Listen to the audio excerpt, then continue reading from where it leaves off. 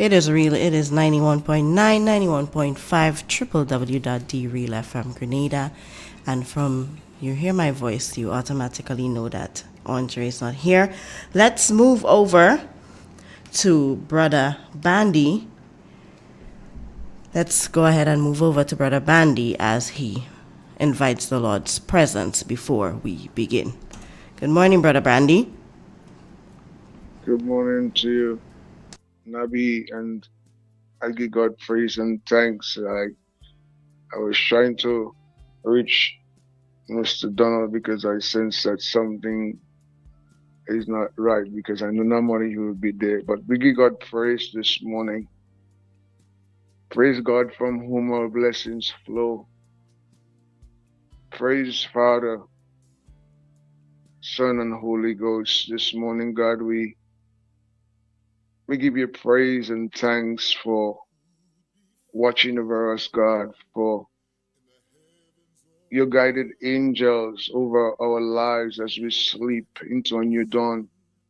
You have blessed us with a new day that is before us, Lord.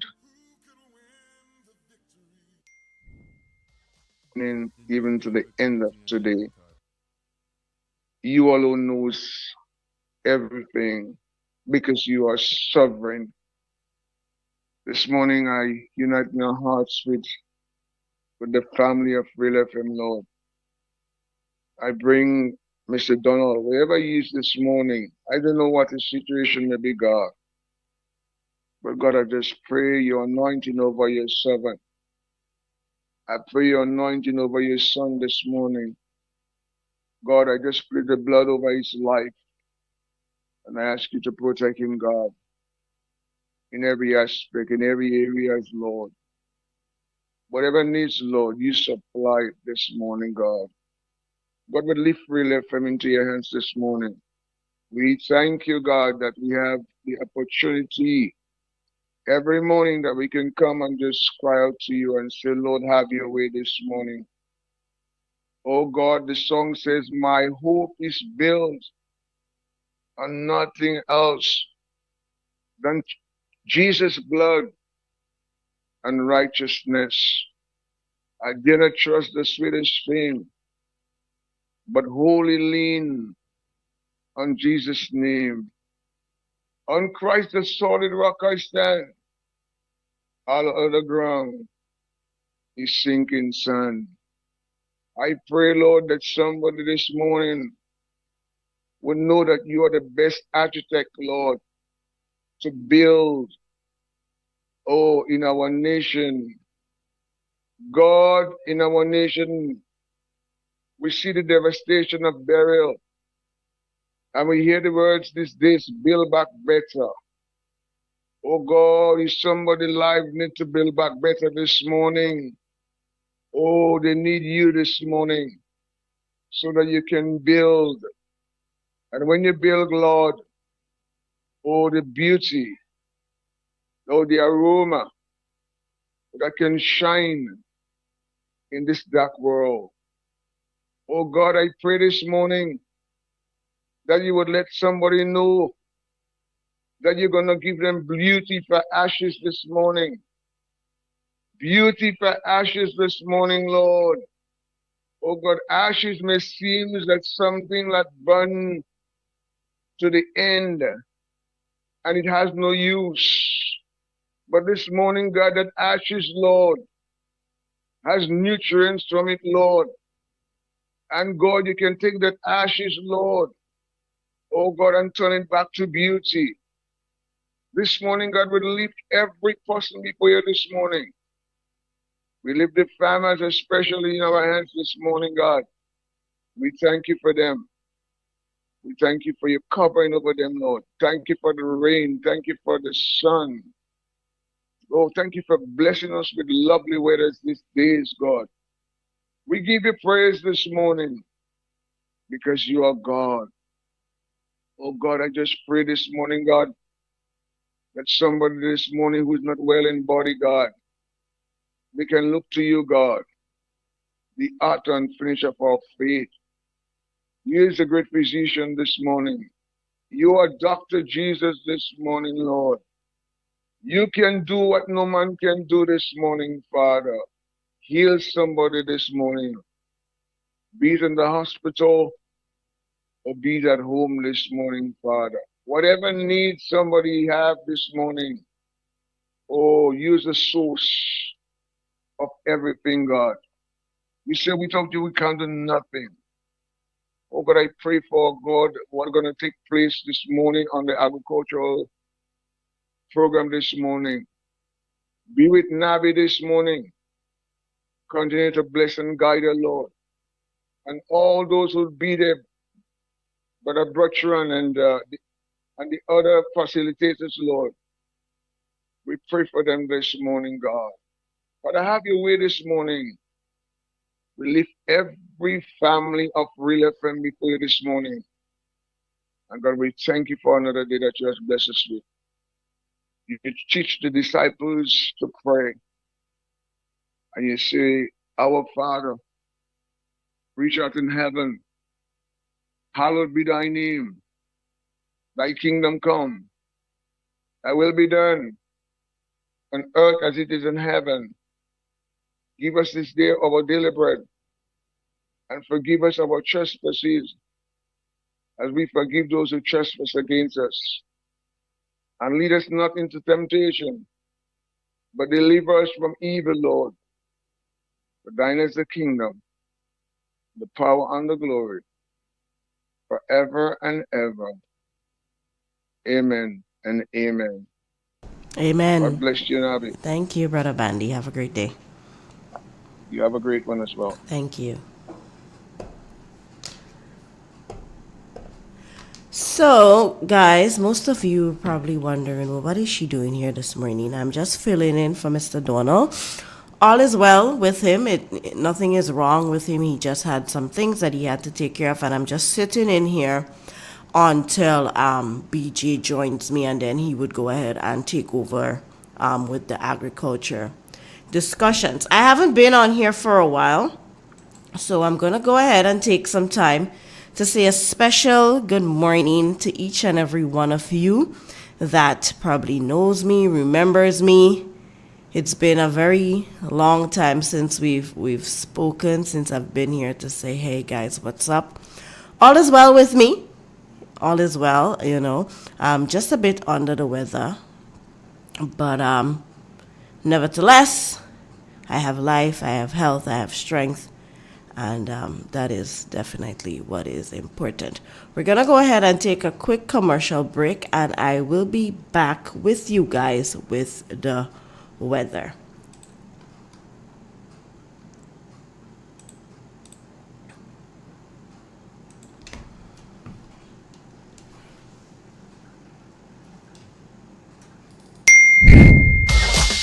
The new Granville Credit Union debit card has made online shopping easier than ever. Quick, secure, and hassle-free. Just tap, pay, and shop with confidence. Get yours today. When I'm getting ready for the road, I ensure to turn off the tap when I'm brushing my teeth and soaping up in the shower. These simple steps save gallons of water. A true masquerader saves water. And just so, alright. Save water!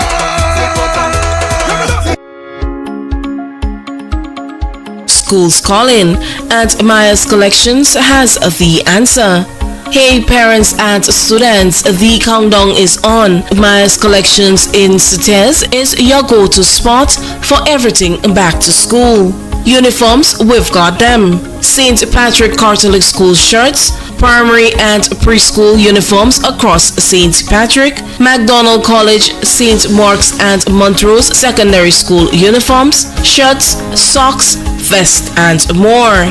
Need supplies? We're stocked with notebooks, exercise books, school bags, accessories, and a whole lot more. Plus a wide variety of household items for the home. Got government or Grand Coda vouchers? Bring them in. We accept both. Find us on Main Street, Sitez. Opening hours from 9 a.m. to 5 p.m. Mondays to Saturdays. Call us at 449-6197. At Maya's Collection, style, supplies and savings all in one place. Come for the deals and stay for the vibes. Maya's Collection, we've got you. Introducing Berger Travel-On from Answer Coatings Grenada Limited. Built tough for the Caribbean climate, Berger Travel-On is your one-coat solution for long-lasting protection and a beautiful textured finish. This patent texture design is available in 3 grades: ultra-fine, fine, and coarse, and in a wide range of colors, perfect for exterior and interior walls. Quick drying, low maintenance, and cost-effective. Berger Travel-On keeps your projects on time and within budget. So whether you're building your first home or refreshing your space with that modern look.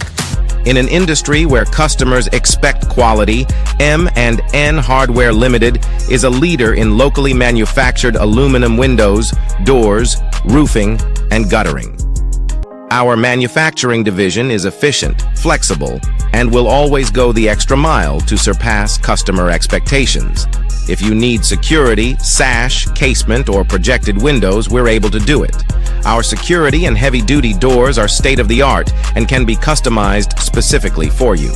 Using innovative coating technologies and protective film, our roofing and guttering is weather-resistant, providing outstanding color retention for many years. Available in 24 and 26 gauge and a variety of color options. We are the leading company, a family that is proving to customers they can have their dream products. M&N Hardware Limited. Foundation to roof, let's build together.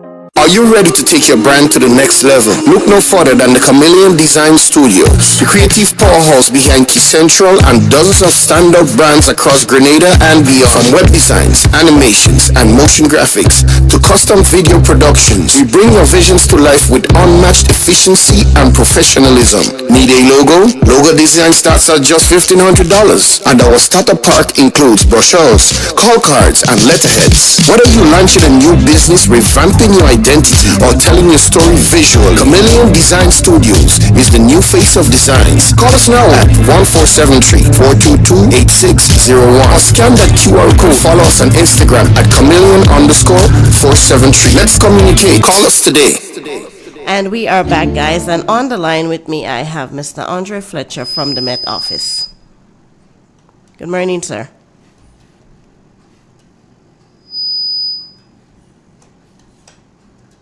Public, here's the weather for today, Thursday the 7th August 2025. Currently it's cloudy, winds are from the east at 15 miles per hour.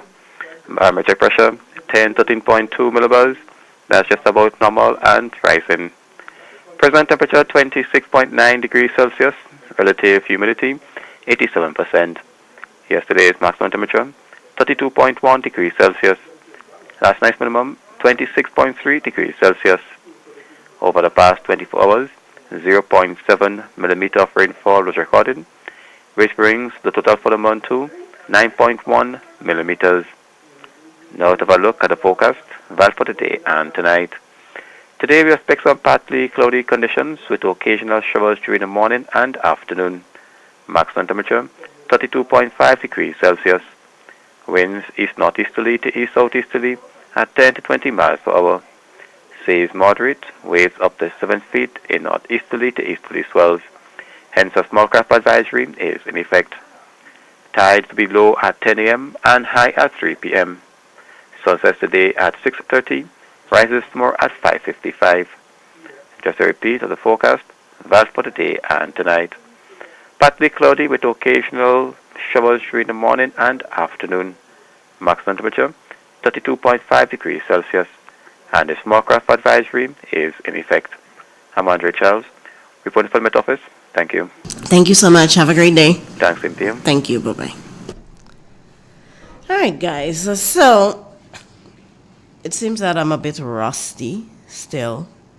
I think every time I leave and I come back and I don't do this often, then, things happen. We have a call on the WhatsApp. Let's go ahead and take that. Good morning to you. Hello, good morning. Good morning. Good morning, Drumsticks. How are you? It's been a very long time since I've spoken to you.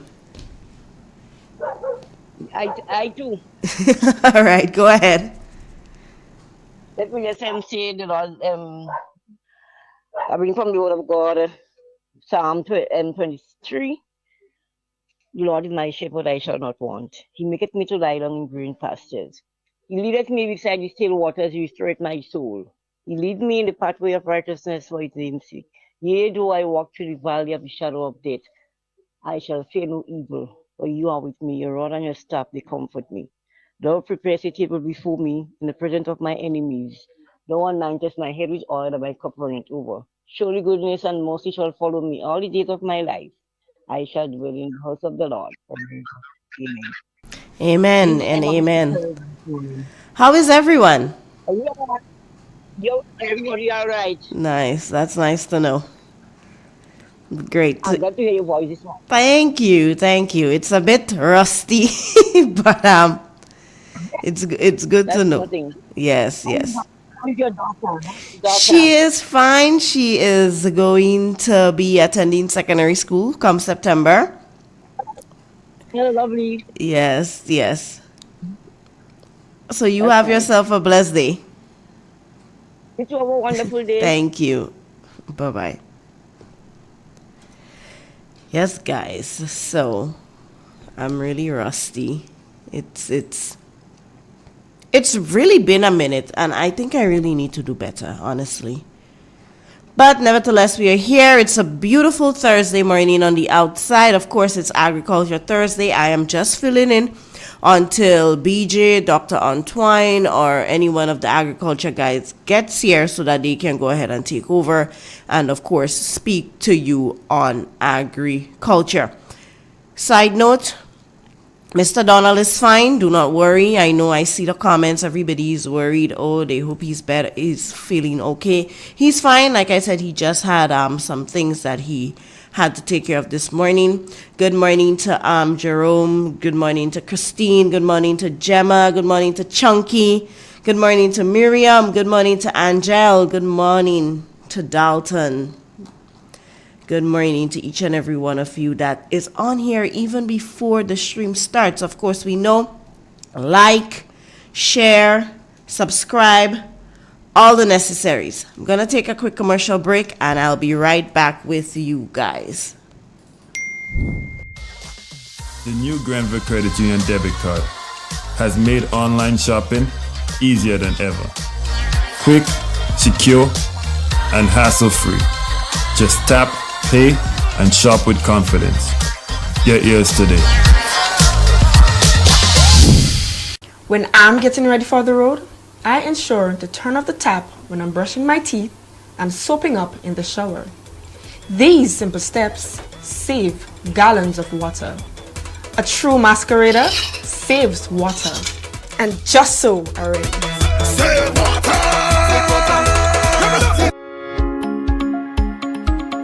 School's calling, and Maya's Collections has the answer.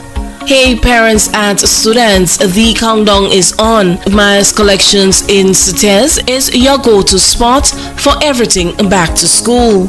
Uniforms, we've got them. St. Patrick Catholic School shirts, primary and preschool uniforms across St. Patrick, MacDonald College, St. Mark's and Montrose secondary school uniforms, shirts, socks, vest and more. Need supplies? We're stocked with notebooks, exercise books, school bags, accessories and a whole lot more.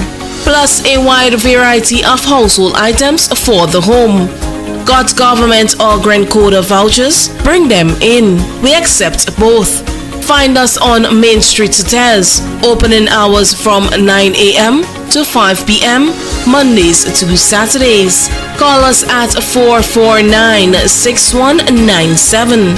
At Maya's Collection, style, supplies and savings all in one place. Come for the deals and stay for the vibes. Maya's Collection. We've got you.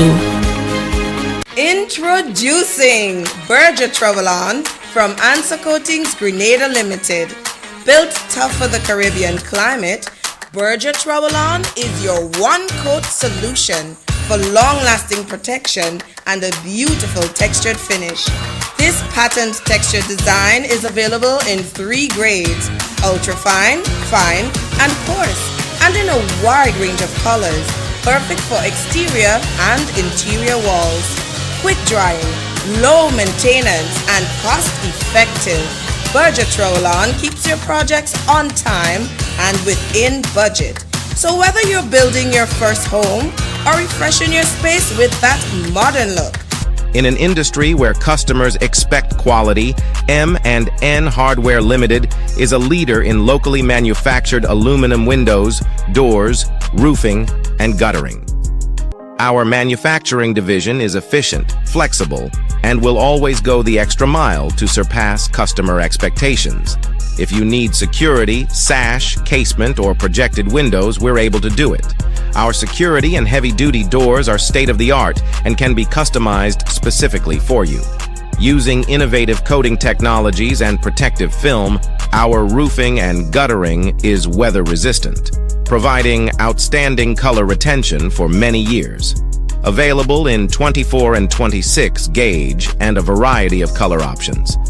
We are the leading company, a family that is proving to customers they can have their dream products. M&N Hardware Limited. Foundation to roof, let's build together. Are you ready to take your brand to the next level? Look no further than the Chameleon Design Studios, the creative powerhouse behind Key Central and dozens of standout brands across Grenada and beyond. From web designs, animations, and motion graphics to custom video productions, we bring your visions to life with unmatched efficiency and professionalism. Need a logo? Logo design starts at just $1,500, and our starter pack includes brochures, call cards, and letterheads. Whether you're launching a new business, revamping your identity, or telling your story visually, Chameleon Design Studios is the new face of designs. Call us now at 1473-422-8601 or scan that QR code. Follow us on Instagram at chameleon_473. Let's communicate. Call us today. Hey Grenada, are you ready to take charge of your future? The Grenville Cooperative Credit Union is here to help you make it happen. Whether you're starting a savings journey, planning for education, or chasing your big dreams, we've got the tools and support you need. With savings, loans, mortgages, and expert financial advice, your goals are within reach. And for the youth of our nation, we believe in you. Let us help you build the foundation for a brighter tomorrow. Visit us at Jubilee Street, Grenville, Lucas Street, St. George, or our brand new modern spaces at Seaton Street, Grenville. You hear what going on August 16th? Wait now, what happening? Gracelyn, Ralph and Friends bringing the biggest Oil Down and Friends event to 535 East 19th Street between Newkirk and Ditmas. Hey, silliness! Oil Long vibes and people, that is our whole Grenadian reunion right there. So happy to see my neighbor happy to see me. And it all kicks off at 12 noon and we go until you say when. Bring your belly and your best story cause it's old talk and laughter all day. Tickets just $25. That's a steal for all that flavor and food. Plus, it's for a beautiful cause. Bring your school supply donations for the children in Grenada.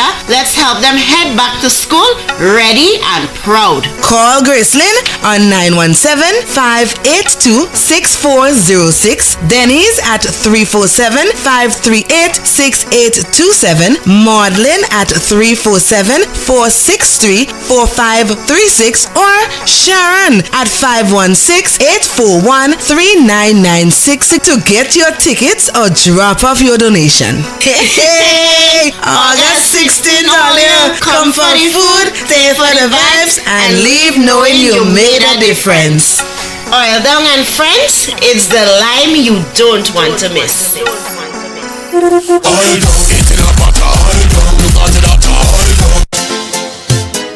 This is Real Xpressions Agriculture Thursday, only on 91.9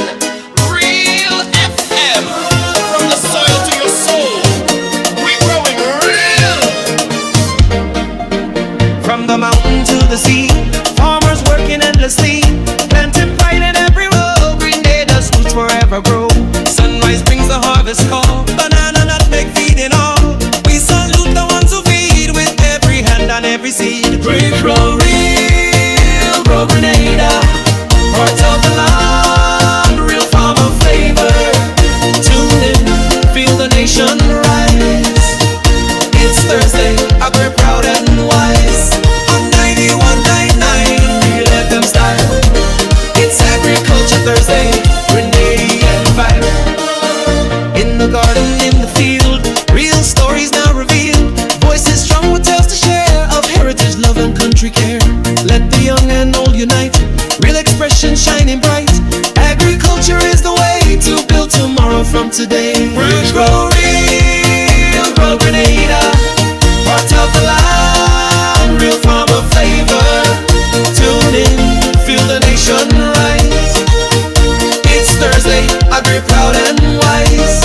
On 91.9, Real FM style. It's Agriculture Thursday, Grenadian vibe. And we are back, guys. Of course, I try to pride myself on finding information. You know, you're probably wondering why y'all not seeing me. Let me transition it a little bit. You won't get the best view because of let me see. How can we do this? Let's try it this way. Is this better? It's not better. Anyways, nevertheless, guys, some information for you farmers who are probably listening, more than likely listening. Let me not say probably. The Grenada Cooperative Nutmeg Association, they're having an annual nutmeg farm competition. So, for the nutmeg farmers, this is some information for you guys. Farmers will be judged on the following criteria: innovation, the use of ICT, sustainability, farm record, keeping management, general appearance of the farm, the use of cultural practices such as weed control, drainage, planting distances, the use of shade crops, and windbreaks. Prizes would be awarded to the winners in the following categories: youngest farmer, male, female; oldest farmer, male, female; most innovative farmer; most outstanding youth farmer; nutmeg farmer of the year. The deadline for applications would be on Friday, August 29th, and the judging period would be from October to November of 2025.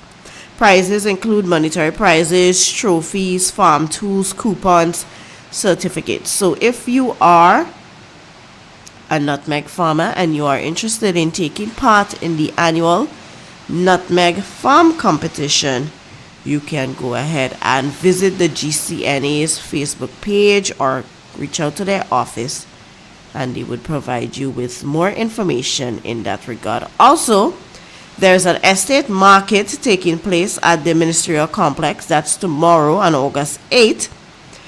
There would be lettuce, corn, sweet potatoes, bananas, plantains, rock fig, tania, and many more. So that is just some agricultural information for you guys.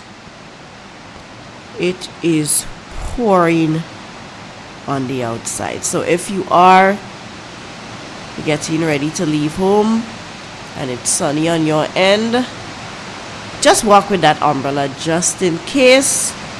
If you're already outside, please try your best to stay dry, because I am a victim of the flu at this present moment. So you don't want to catch it. Trust me, it's my entire body is in pain right now, but at the end of the day, you got to do what you got to do. So I have to show up, and I showed up regardless of the situation, the circumstances. But that flu, I'm sorry, it's not one that you want to have at this present moment. I'll just say that. Of course, we know today is Majestic Thursday, while it is outside of agriculture. Like I said, I'm still waiting on your agriculture guys to get here. I'm just filling in temporarily, but in the meantime, you know I like to talk, so I'm going to give information. Today it is Majestic Thursday. I want us to get a little interactive in the comment section. Who are you supporting for Majestic Thursday? For me, of course, it is going to be Miss St. Patrick, Miss Jermaine Laborde. That is for me, 100% supporting. I always support St. Patrick, hands down. So, and I know you guys are hearing me, you're seeing me, and all of these wonderful things. So we're going to get a bit interactive until the agriculture guys get here. Who are we supporting for Majestic Thursday? We're not talking about Bacchanal Friday. Bacchanal Friday is tomorrow. We are focusing on Thursday. Majestic Thursday. Let me see if I can give you guys the contestants. Of course, I only know Miss St. Patrick, which is not very good of me since I work in the media. I should know all of the participants, but let's see. By the way, some tips for Spice Mass. Stay safe. Do not drink and drive. Please don't drink and drive. And I'm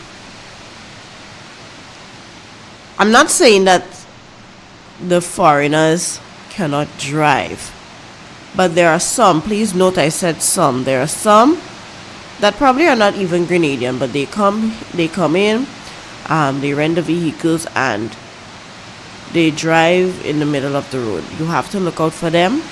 Don't cuss, trust me. I guess they're so used to driving on the other side of the road that we have to bear with them and we have to be very understanding.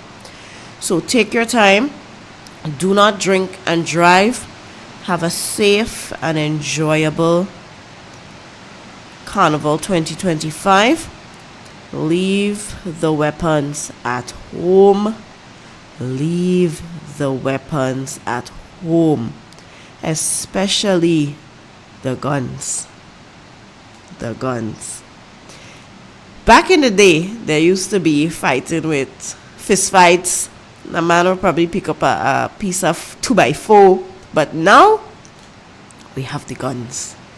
Please leave them at home and try to resolve issues in an appropriate way, please. Anyways, back to Majestic Thursday. So we have Miss St. John, Gemma. I'm guessing that you're from Guav, G-Town, all the way. For Bacchanal Friday, I'm supporting Guav. Anastasia, St. Patrick. Of course, I'm supporting St. Patrick as well on Friday, but yes. Practice safe sex. Yes, thank you. They need to. This one is very important because how should I put this without me being crucified for this? Just practice safe sex. That's all. I'm not going to try and put it into any way. So, Majestic Thursday, which is tonight, we have time beginning at 8 p.m. Tickets regular are $70. VIP $300. Ticket outlets are at the Spice Mass office. So if you are interested in attending Majestic Thursday and you have not yet received your tickets or purchased your tickets, I think there are authorized dealers throughout the various parishes. Pay attention to their doors. They normally would have the flyer and so forth up, or you can visit the Spice Mass Corporation office to purchase your tickets. I guess early bird has already gone because today is the day of the event, so we are looking at a $70 charge right now. The contestants are as follows. I don't want to crucify anybody's name, so I really do hope I get this right. We have Miss Khadijah Bristol from Carriacou and Peachy Martinique. I believe last year's crown went to Carriacou and Peachy Martinique, I believe. Correct me if I'm wrong. If I'm wrong, you guys can go ahead and correct me. We have Miss Jelena Mark of St. David. We have Miss Aliyah Knight of St. John. We have Miss Blossom George from St. Mark. This name is a bit tricky. Oh my God, and she's from St. George's. The St. George's people is going to crucify me. Kidian? Is it Kidian Thomas? I hope I got that right. Lord, I don't want to be crucified. For St. George, we have Princess Felix from St. Andrew, and of course we have Miss Germaine Laborde from St. Patrick. Guav all the way, Miss St. George, Miss St. John. So far, Miss St. John is the number one person that persons are supporting in the comment section. St. Patrick's people, what's happening? What's going on with you guys? Are we not supporting our own? What is up with that? You know, I think my only problem with me, I want to attend this event tonight, but I think the only problem is the fact that I would have to drive all the way to St. George's, and based on the time it ends, I would have to drive all the way back up, and more than likely I would be really tired. So I want to, but I don't know. I'm thinking about it. If there's somebody going that I know and I can probably, is there a bus or something, and then I probably would, but the driving would tire you out. The only thing though, did they post the order of appearance for the Queen show? I'm not seeing that here. I have back on Friday order of appearance. The Mardi Gras. I'm not seeing the order of appearance for the Queens. Does anybody have that information? What order the Queens would be appearing in? Whether it's St. John first, St. Mark. Does anybody have that information? It would be very helpful to share. Caraco and PT Martinique all the way. Good morning, Cynthia. How is Caraco and PT Martinique doing this morning? How is the recovery process? I haven't asked about that in quite a while. How are things? How are things going up there with you guys? Guys, I have a short emergency. Let me take a quick commercial break and I'll be right back with you guys. Answer Coatings Grenada Limited. Built tough for the Caribbean climate, Berger Trouble-On is your one-coat solution for long-lasting protection and a beautiful textured finish. This patent textured design is available in 3 grades: ultra-fine, fine, and coarse, and in a wide range of colors, perfect for exterior and interior walls. Quick drying, low maintenance, and cost-effective. Berger Trouble-On keeps your projects on time and within budget.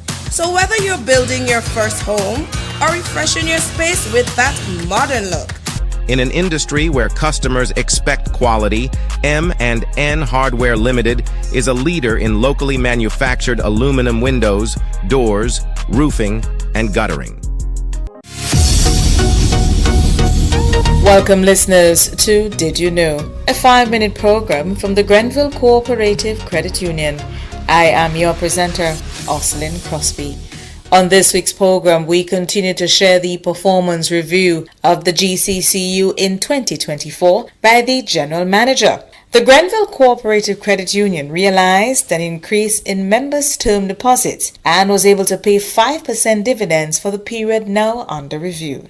We have maintained steady capital, meeting the regulatory requirements, and as a result of the performance in the last year, at the conclusion of our meeting, we were able to propose and declare a 5% dividend, both on common and on qualifying shares for the year in review of 2024.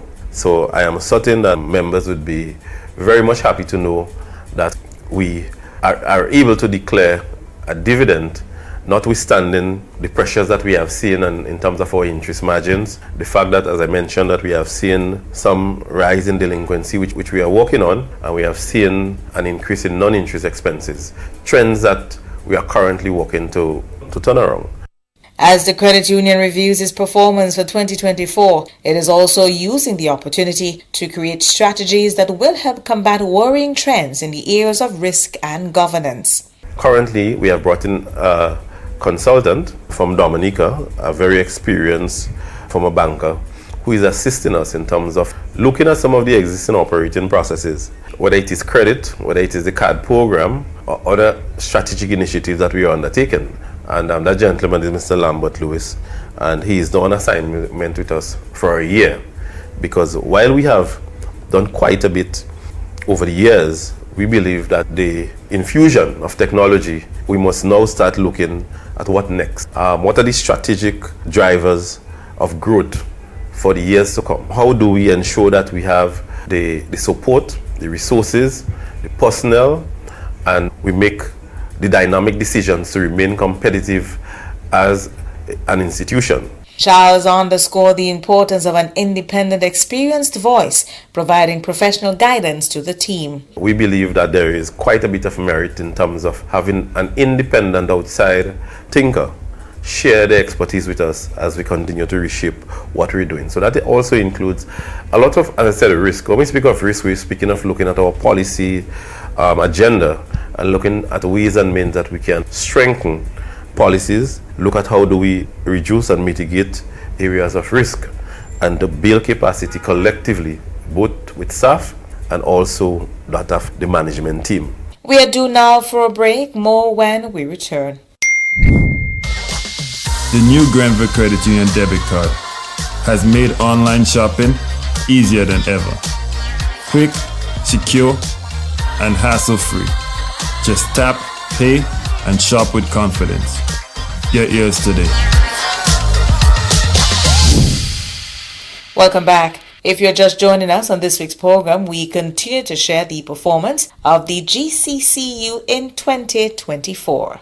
Saying thank you to Foundation members is always an important part of the activities of the GCCU, and 2024 was no different. One of the other major highlights of the AGM just concluded too was that of being able to recognize one of our stalwarts, Mr. Junior Noel. Members would know it has been part of our culture every year, the persons who have given their services to this institution over the years and have played a pivotal part in seeing what it has become today. We try to ensure that we recognize the contribution as a credit union. And this year, we were honored to recognize another of our living stalwarts, Mr. Junior Noel, who would have been another founding member. It was quite revealing to interview Mr. Noel, and to learn that when this institution was reactivated in 1984, they were having meetings by the old church, meeting on a Thursday afternoon and have a cook-up when Grenville or St. Andrew would have been closed on half day on Thursdays, if persons remember that, and it was so revealing and refreshing, getting the stories from Junior as we have gotten from other members. And that's it for this week. Next week, we continue to share excerpts of the General Manager's assessment of the GCCU's performance in the year now under review 2024. So until next week, I am your presenter, Ocelyn Crosby. Grenville Credit Union, your financial institution who values our membership and strives to provide exceptional customer service.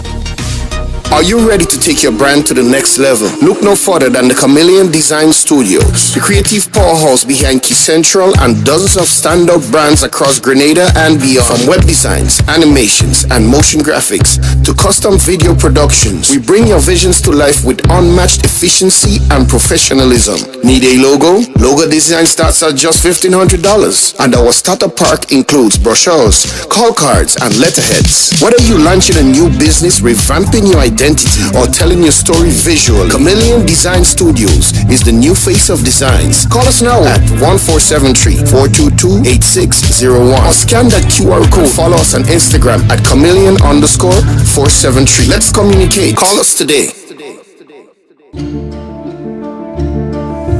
Hey Grenada, are you ready to take charge of your future? The Grenville Cooperative Credit Union is here to help you make it happen. Whether you're starting a savings journey, planning for education, or chasing your big dreams, we've got the tools and support you need. With savings, loans, mortgages, and expert financial advice, your goals are within reach. And for the youth of our nation, we believe in you. Let us help you build the foundation for a brighter tomorrow. Visit us at Jubilee Street, Grenville, Lucas Street, St. George, or our brand new modern spaces at Seton Brown Street, Grenville.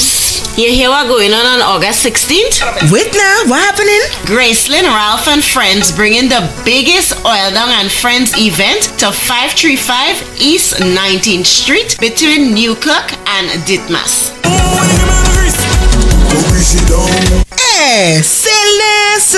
Oil Long vibes and people, that is a whole Grenadian reunion right there. So happy to see my neighbor, happy to see me. And it all kicks off at 12 noon and we go until you say when. Bring your belly and your best story cause it's old talk and laughter all day. Tickets just $25. That's a steal for all that flavor and food. Plus, it's for a beautiful cause. Bring your school supply donations for the children in Grenada. Let's help them head back to school ready and proud. Call Gracelyn on 917-582-6406. Denny's at 347-538-6827. Maudlin at 347-463-4536 or Sharon at 516-841-3996 to get your tickets or drop off your donation. Hey, August 16th, all year. Come for the food, stay for the vibes, and leave knowing you made a difference. Oil Down and Friends, it's the lime you don't want to miss. Oil down, it's in a pot, oil down, you got it out, oil down. This is Real Xpressions Agriculture Thursday, only on 91.9 Real FM. From the soil to your soul, we're growing real. From the mountain to the sea, farmers working endlessly, planting pine in every row, Grenada's roots forever grow.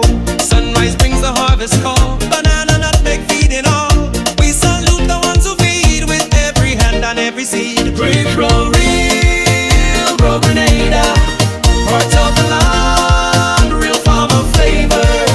Tune in, feel the nation rise.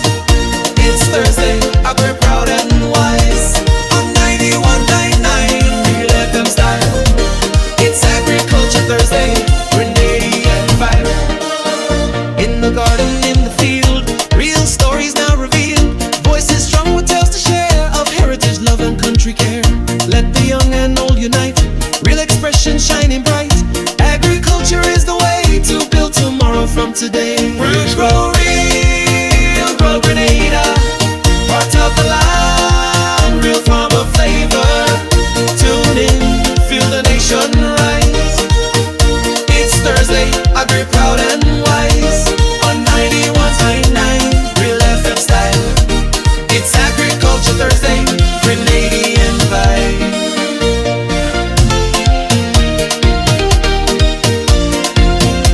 You know, I think if we had entered this song in Groovy, we probably would have gotten through. You know, we would have been in the Groovy finals for tomorrow, because what? The track have vibes. The agriculture track actually have a vibe. Anyways, hi Miss Matherson, how are you? It's so nice to see you in the comments section. Of course, guys. Let me see. Stay home with the flu, my dear. Yes, Gemma, I think I'm probably going to go ahead and do that. Just stay home, relax, and look at it live. Yeah, that might be the better option for me in that regard. But it's good to sweat the cold out, you know, so I'll probably go running or walking or something this evening. Just to, you know, recover, because now is not really the best time to have the flu, honestly. Spice Mass is literally, well, it's actually here, because you can call this week Carnival Week. You know, we have the activities leading up to Monday and Tuesday. So this week is basically Carnival Week, and this is a week. Well, the week is almost ended already. What am I saying? This is the time that you don't want to have the flu, and you don't want to be crippled by the flu. You know, you want to at least support an event. You at least want to go to a live streaming of an event. Something. You want to be outside. Now, I blame myself for this flu because I went to an event, and normally when you go to these events, for whatever reason, rain just always seems to be falling. So rain fell. I did not get to shelter in time. And mind you, I had an entire raincoat. I was just being stubborn to put on the raincoat. So I got a little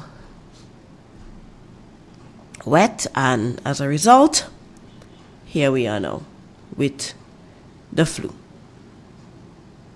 But surviving very well thus far. Even though I'm in agony, I still made it this morning. It started off with a headache. That headache is almost gone. But I blame myself for that. So I don't know where the agriculture guys are. I'm going to be very honest with you. I don't know where they are. I am just filling in.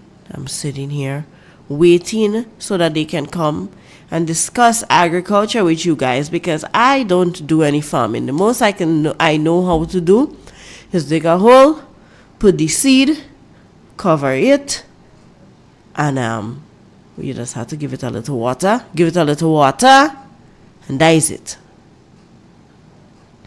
Being very honest. I probably could do some mulching as well. Probably could do that. I think I know how to spread the fertilizer as well. But I can't give you guys advice on agricultural practices. So I don't want to go into depth into something and I can't pull myself out of it. So I'm waiting on the gentlemen. They should be here soon.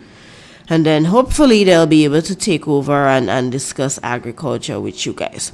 Let me see if I can find some information in the meantime, since I am already rambling and yapping and doing all of these things. Good morning, Gemma Warwood. Good morning, Cicely. Good morning.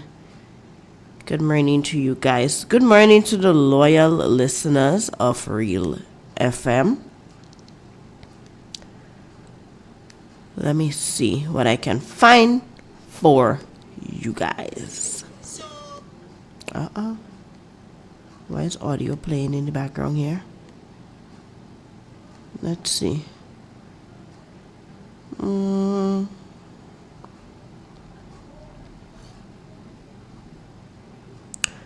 What I can say, based on information that I'm seeing, that there are steps being taken at the Maribor Abattoir to input what is it?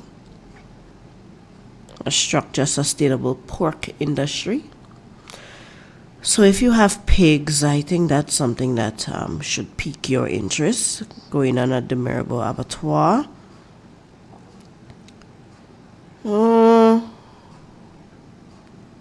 don't know. I told you guys about the estate market already. What else is there happening? So we have the estate market, coconut revitalization, planting days. Oh, let me give you guys some information as it relates to that. Ouch, where's this thing shocking me? So today is the 7th. Yes, so from the 7th to the 9th are barren days. So today is fine for killing plant pest. It's raining in St. Patrick, but I know the rain never stops farmers. So if you have some plant pests, then now is a great time to go out there and kill those plant pests. From the 10th to the 11th, it's an excellent time for any vine crops such as beans, peas, and cucumbers. And it's a good day, it's good days, for transplanting. Favorable days for planting root crops as well. Be mindful of that. So from the 12th to the 13th, neither plant nor sow on these barren days. So the 12th and the 13th are also barren days. The barren days are from the 7th to the 9th, which begins today, right? These days are fine for killing plant pest. The days from the 12th to the 13th are also barren days, but they did not say whether you should kill plant pests, but I think it's okay for you to go ahead and do so as well. On the 14th to the 15th, it's good days for transplanting root crops that can be planted now, and they will yield very well. On the 16th to the 17th, any seed planted now will tend to rot. It's a good harvest day. So today, the 16th, to the 17th would be a good day to harvest whatever crops or so you may have. On the 18th to the 19th, plant seed beds and flower gardens. It's a good days for transplanting. It's most favorable days for planting beets, onions, turnips, and other root crops. Good morning, Mr. Bertrand John. Good morning, Abby. Do you know that I am just filling in for you this morning? Yeah, why are you so late? You are doing a good job. I didn't plan on coming, but since I heard you. What you mean you didn't plan on coming? I mean, Abby, I didn't plan on coming. So who was harvesting bananas and it's raining. Who was supposed to we have Andre. A call. Hold on, we have a call. Let's take the call. Good morning. Yes, good morning. All a voice that I thought it's necessary to call and good morning, Mr. Bertrand.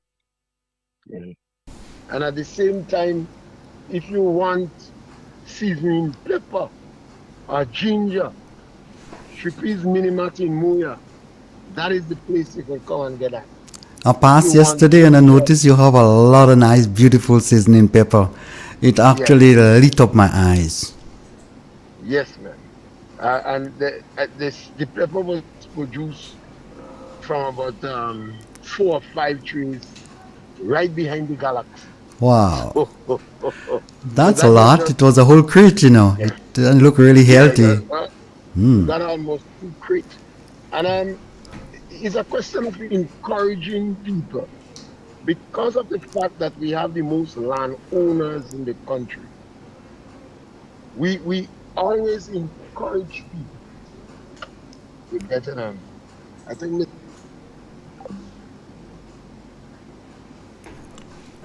it seems as though we lost Mr. Pierre there. I guess he's going to give us a call back. So, thank you for coming in, BJ. You know, I'm just filling in for Andre this morning because he had some things to take care of, and I had to hand over to yourself or Dalton or Mr. Mr. Antoine, because as I said, the most I know how to do is dig a hole, put the seed, cover it, and put some water. That's it. I am not giving any agricultural advice because I don't want to put myself in no hole that I can't come out of. At least you know how to do something. But, right, that is true.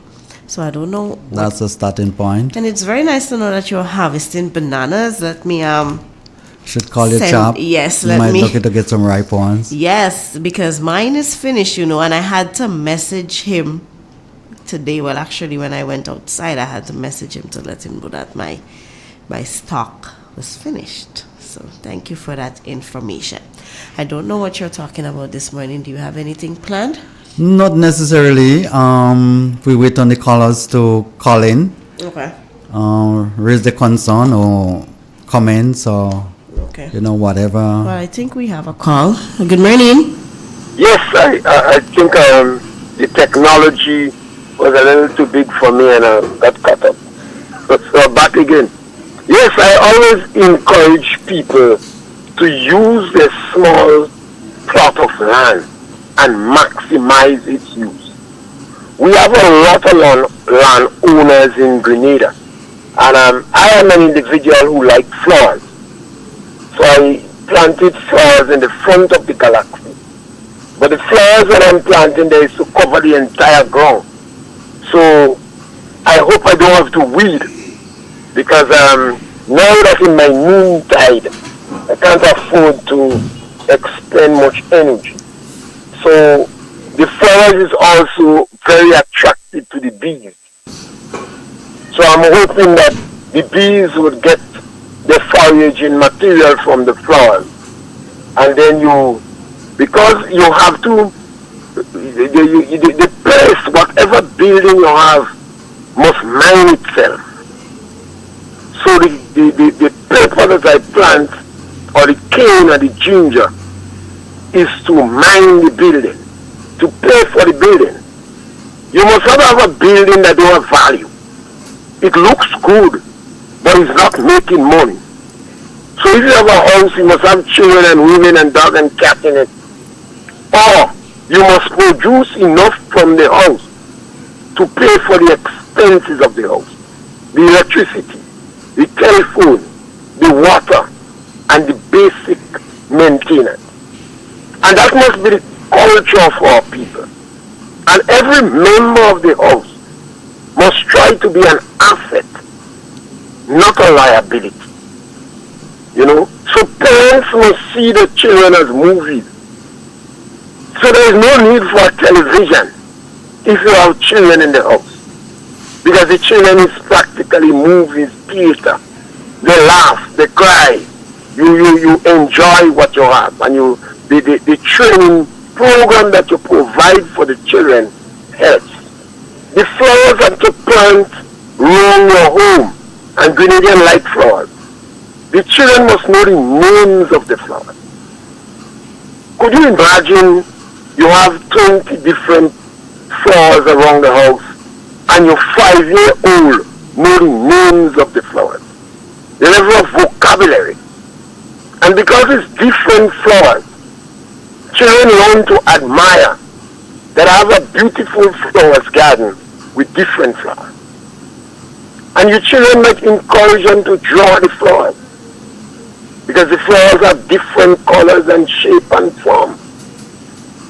And then you could look at the birds or what insects that forage on the flowers that you have. And that is another case in perhaps biology. You see, we have to make life interesting. And the best thing to make life interesting is agriculture. You cannot build anything in the sky. You have to build on the land. And the portion of land that you have, it's all about agriculture. The waste from the land, those that are biodegradable, that is a big one. Those that could rotten must go back to the land. The cardboard that you use in the land, you could remove the plastic and you could put it in the land where you don't want grass to grow. Our home must be like a lab. If you have children in it, immediately you enter a house, you must know it has children in it. It must reflect that. We always have to find ways to supplement our income. You might be working for $3,000 a month. And I always use $3,000 because over that government want to tax you. So most people try not to work for $3,000. But you must supplement that income. And at the same time, your home must be a school where you educate your children. So I said before about the flowers, it increases the child's vocabulary. And the vegetables that you plant, you tell the children whether you get multivitamins from it and what you get from it. The meat that you eat, you let your children know that it's protein. So even when you're having a meal, you're teaching one time. Because the child learn that pork, you get protein from pork, and it's the most palatable meat in the world. And then your father might learn that pork has B12 in it, and it's good for metabolism. So when you drink it, you go help them. You see, sometimes we don't understand that right where we live is where we have to shine. We don't have to make peace with Russia and Ukraine. We can't do that. But right in our homes, too much of our children do not have work to do. And an idle hand is a devil's workshop. So our system have to show the young parents in particular how to use the little home they have to teach the children. We must encourage young people to shack up, whether they get married or whether they're living together. And they must plan for 100 years.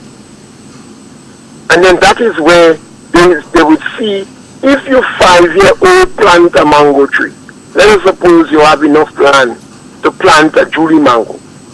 You take your 5-year-old and bring that child in the proper data. And perhaps you have to help him hold the tree. You tell him it's easy. You make him plant it in a corner. That mango tree might take 3-4 years to bear. But that child identify with a growing tree. And when the tree starts to bear, you have to remind him that the land is not yours. So whereas the mango on the tree is yours, the land is not yours. So I will charge you $50 a year for where the mango plant. But all the mango is yours. And you make that child perhaps sell the mango or give away some. You would shock to know by that time the child exits secondary school how much money he made from the mango or the cherry or the pear or the carambola or the orange or whatever tree you plant. Sometimes I'm a little bit baffled that our psychologists or social scientists and our agriculture teachers are not going to help us to grow. You don't have to have an estate to make sense. A simple things like seasoning. Your son in school could grow enough seasoning right as it's home to provide for he and the neighbor. He might go time. The neighbor child might go 5, shadow being big time. And who knows, while the children in school, they may be able to start to packet it, dry it, and packet it, and sell it. We're supposed to be sitting and discussing with our children at what age they must have business. Their own business. You see, we are a little too sluggish. Our children have too much time on the side, and we are not redirecting the energy into developmental things. So I just thought I would say that this morning, because I use the plastic bottles, the water bottle that you drink, and I cut them and put soil in them and grow plants in them. Sometimes I take the plants to the field, but sometimes I give somebody. You want some size? Grow this plant, plant it. We talk about the environment. I'm not an individual who wastes time much with the environment. I believe a lot of the chatter about the environment is a hoax. I practically support Donald Trump's original position on the environment. He has modified his position because of pressure. But we talk about the environment, but it's just talk. If we encourage the children to use the water bottle that we have, the plastic water bottle, and reuse it, the cardboard, reuse it, those things that could happen, reuse it in the home. You know, this would be much better than all the noise we make. We today should be talking about nuclear weapons. The world is closer now to a nuclear fight. And all the environmentalists shut them out. So that means the environmental issues is not critical as nuclear war. Because we have enough nuclear war to destroy the world 2.5 times. But that doesn't seem to be any urgency for those who are speaking about the environment. So my brothers, I just decided to call, well, BG didn't reach yet. So thank you very much for tolerating me. Thank you, Mr. Pierre. Okay. Mr. BJ. Yeah, well, that's a mouthful. Because I want to agree with Mr. Pierre on a lot of those issues, especially with regard to utilizing the lands that we have around our homes. We definitely can, make something tangible out of that, I'm sure. Something meaningful that we can, basically get to augment what it is we are doing in our kitchen. When you add up all the monies that we spend on vegetables and seasoning and stuff, for a year, it do comes up to quite a bit. And sometimes, we have the space to do it and we have the time. And in a lot of cases, you know what it is that you're utilizing because it's you that is actually growing it. Eat what you grow and grow what you eat. This shouldn't just be a slogan. It should be a way of life. Morning, Doc. Morning, Corey BJ. Happy to see you as always. Happy to be with you. Well, thank you very much for having me. I certainly appreciate it, and thanks to Nabila for holding the fort until you arrived here. Yes. Fullest appreciation. Morning to our audience over there. Thanks. Sorry, I didn't hear all of Mr. Pierre's comments, but I did happen to hear the first few sentences in which you talked about his beautiful looking peppers. Yes. Yeah. So I don't know where we are at this point, but you just where we are at this point is that we are waiting for the colors to set the trend this morning. Okay. However, we can, if we have important things to talk about, we can fill in the gap in the meantime. Yeah, you're sure right. I do have important things to talk about. Is there a movement to do that? The thing I would have liked to highlight personally, and I hope we can make some sense out of it, is the fact that we only just celebrated, quote unquote, Emancipation Day. And I think most of what Mr. Pierre is saying relates to the importance of what I might describe as self-reliance and independence, which is reflective, if you ask me, of the whole process of emancipating ourselves. In other words, we're trying to economically free ourselves from being dependent on foreign suppliers for our basic sustenance.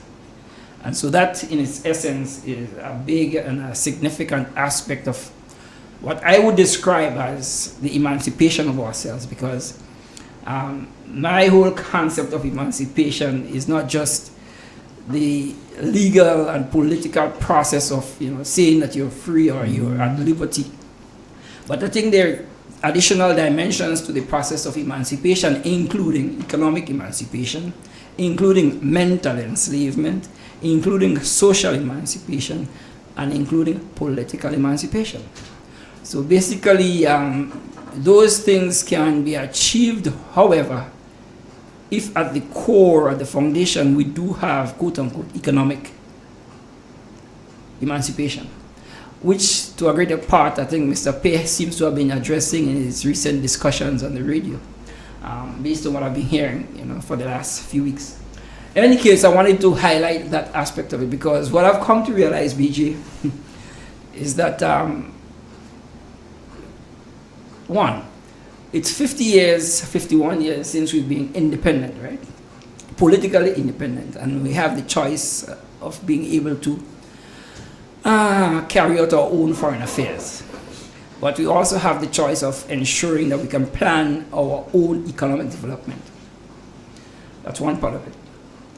Two, historically, we have a legacy that's common to all of the Caribbean territories, the British speaking specifically and particularly, that relates to a history of quote-unquote ensuring that the territories remain undeveloped.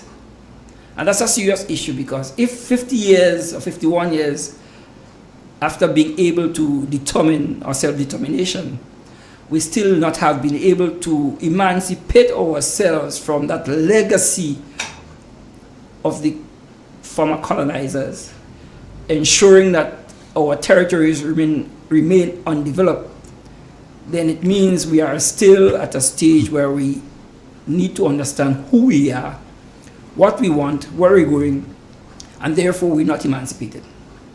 Because at the moment, we continue to rely heavily on imported foodstuffs, much of which we can produce ourselves.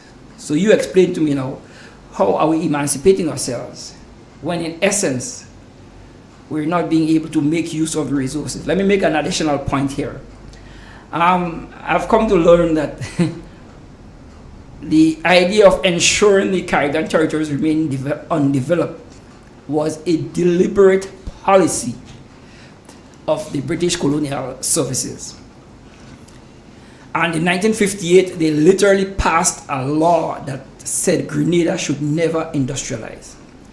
And by golly, if all the rulers since then continue to not ensure the development of industries, then in essence we continue to practice the policy of the colonizers. So how are we emancipated? So here's my question to us that we probably need to raise. What to us is emancipation? And how do we accomplish it? Because that's a big question, How we accomplish the emancipation of ourselves mentally, socially, economically, and politically is important. And by God, as it stands, we are not. I'm sorry to say.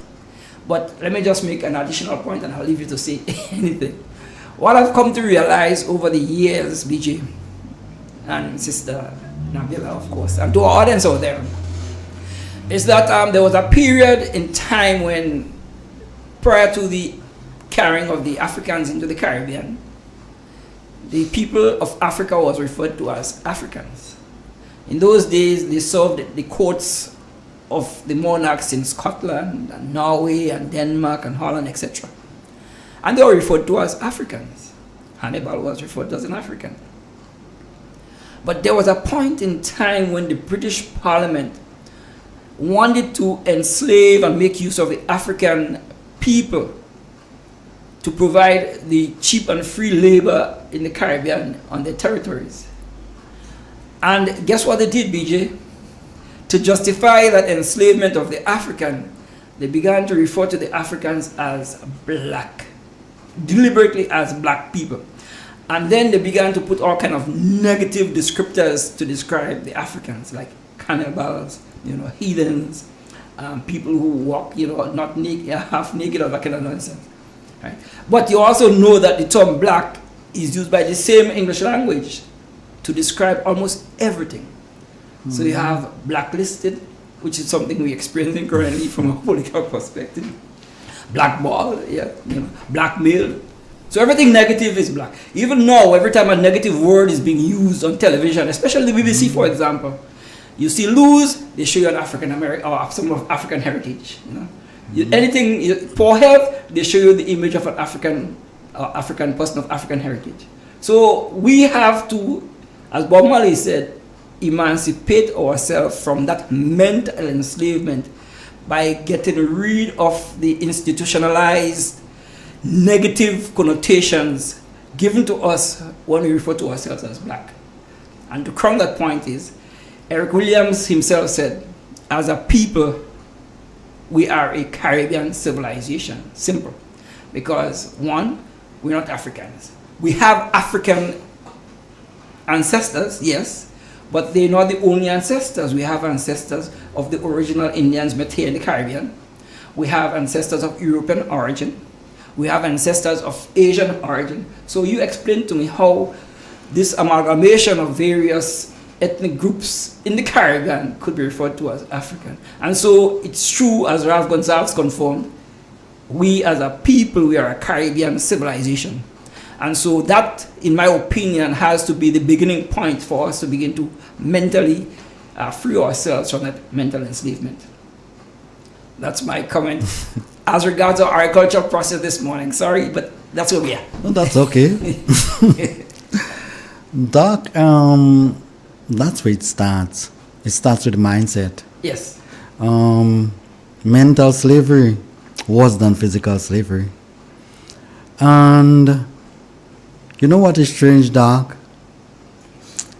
We go to this Millennium Institution of Higher Learning. They teach us all the science.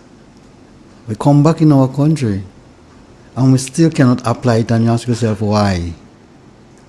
Good question. Mental slavery. You come back home and the mindset home is to look for a job. Yes. Doc, think about this. Think about all the scientists that we have here. Think about the quantity of money that we spend on training them. And look at the output.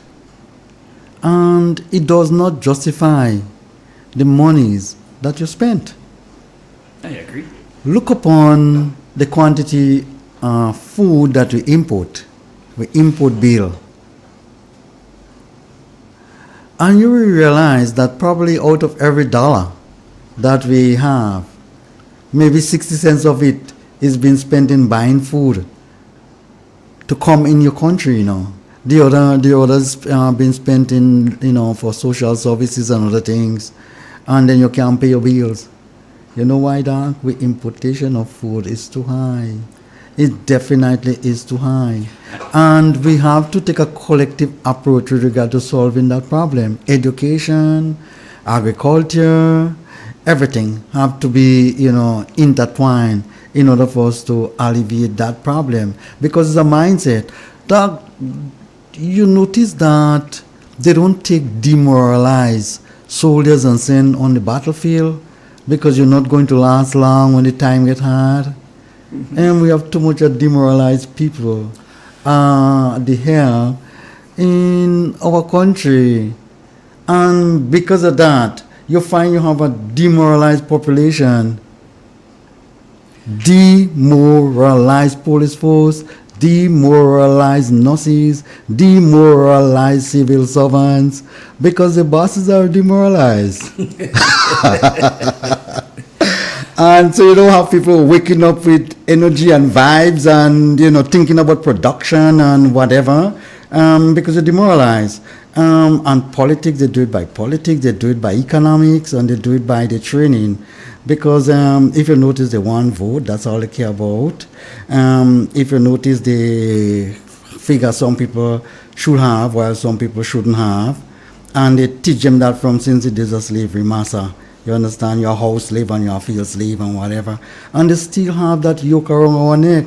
And what is strange, we are applying those same principles on our people, And, Doc, this is what is the problem in our country. We don't have a plan as to how we should move forward. We don't have a whole development plan, a holistic plan. We take everything as we wake up in the morning, as though that's the way the world running. Doc, you have to know where you're going, how much money you're spending on agriculture, how much money you're spending on importation of food, how much money you're spending on social services, all of those things. That's why you have a budget. Yes. At the end of every budget cycle, the monies are being spent, but where are the reward for it? What are you showing for it year after year? Doc, you know it's $1 billion. We budget is like $2 billion now. And you're spending that like a country 120 square miles. Yes. And you can't see anything. The roads are bad, no factory, whatever. I'm not saying not a few like things are not being done here and there, but where are the sustainability? That's what we're asking for every day, Where are the opportunities? How many kids are leaving school now? Tell me. Many of them are leaving now. And what we have in plan for them? What do we have in store as they leave? If you ask them, probably if you ask the Minister of Education now, I'm not targeting him. If you ask him how many students are leaving school this year, he can't tell you. He can't give you the figure. He might give you an approximate figure. Out of touch with reality. This is the problem we've been having, that we have square pegs in round holes, and year after year, every 5 years we change them and we're recycling them. The same kind of policy, same kind of people, same kind of activities. How are we going to make serious progress? How are we going to develop? How are we going to move our country in a sustainable way? Where are the jobs? The jobs that we are seems to be offering in our country is temporary jobs, Doc, somebody has a job with you, or someone has a job with you at Woodman or Beauregard Enterprise. They more or less has a permanent job. Yes. Because the jobs have been, the jobs is provided on a daily basis. You make a product on a daily basis. You have a whole industry going on. You have sales going on. You have procurement going on. You have whatever going on. So it's like a whole industry. Yes. And that in itself make it viable and sustainable, because you realize that the area where you're doing it is good for the people, it's good for the environment, because you take that into consideration, and it's good for the country. Yes. And those are the factors that make things viable. People are buying into it. Our only product was a national product, and all of a sudden it get international, and everybody, the sales would have moved from so why we can't have 20 industries like that in Grenada, or 100 industries like that in Grenada? Everybody wants a little government job, so they can relax in the workplace for 20 years and get pension. When they come out here and go and read some newspaper and dead like some mad people around the corner. And this is how they educate us, brethren. Yeah, as one friend of mine once described those people who seek the ministerial positions, he described them as pimping off the state, What else again? But I know you have a caller here, sir. I want to, after that, I'll amplify a couple of your points. Go ahead. Good morning. Good morning. Hi, go ahead. Yeah. Is the lines open? Hello? Hello? The lines are open? Yes, go ahead. Okay, good morning to the gentleman there. Morning. Mr. Pierre came in and he hit every ball for 6. Mr. BJ, no. And he's blocking. So one was hitting out 6 and one blocking. I don't know how long Mr. BJ is going to stay blocking, because there is runs to make Mr. BJ. So don't block. A lot of what you said, I was in total agreement with you. But we have to start somewhere. And the people like you have to take initiative, leading initiative. For instance, a lot of things that you said should be in place.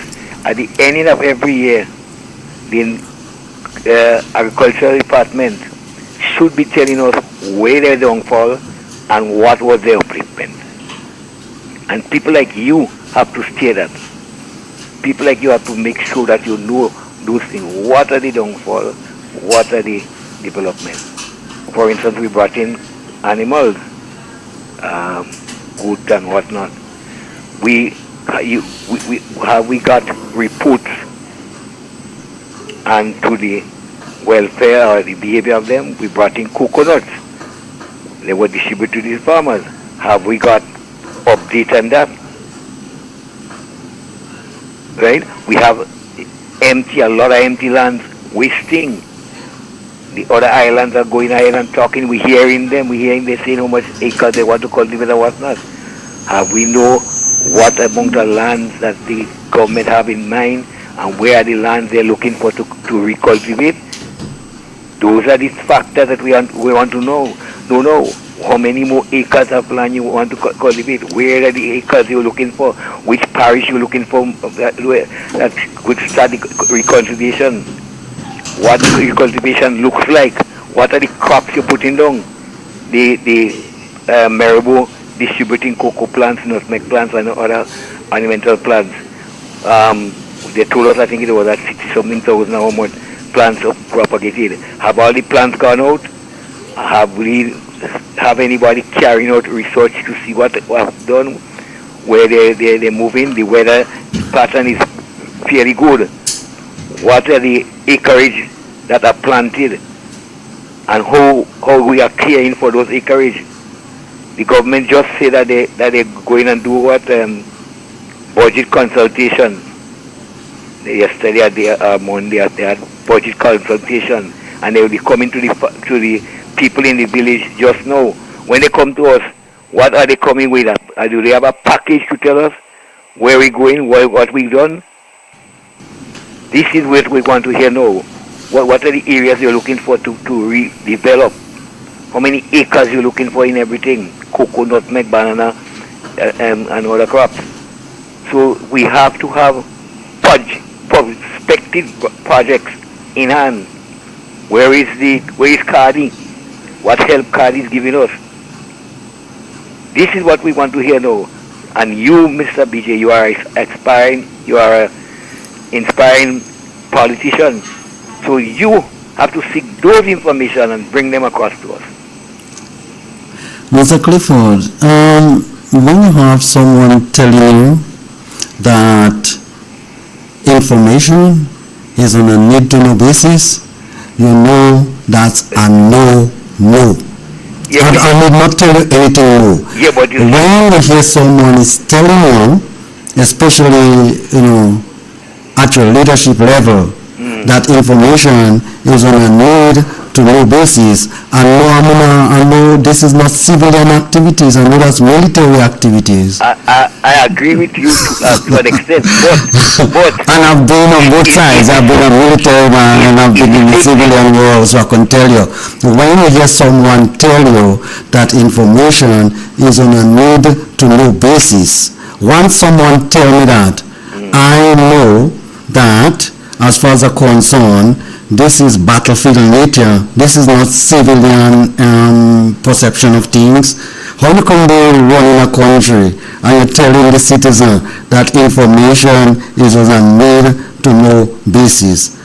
What happened? You have one eye and everybody else blind? What happened? You're better than everybody else? What happened? You forget it's the people that put you there? What happened? You forget that all information should be made available to the people? Clifford, when you have them, I don't want to use the wrong word, so I wouldn't say anything else. I would stop here. All right, Clifford, I want to continue the issue of the whole overall perspective of how we move forward, because yes, could you imagine 50 years of being independent? Oh, sorry, let me just rephrase that. We are 51 years of being engrossed dependence on foreign agencies for most of quote unquote all the projects that are currently occurring in our society. 51 years, and we still do not have a serious plan for the development of our economy.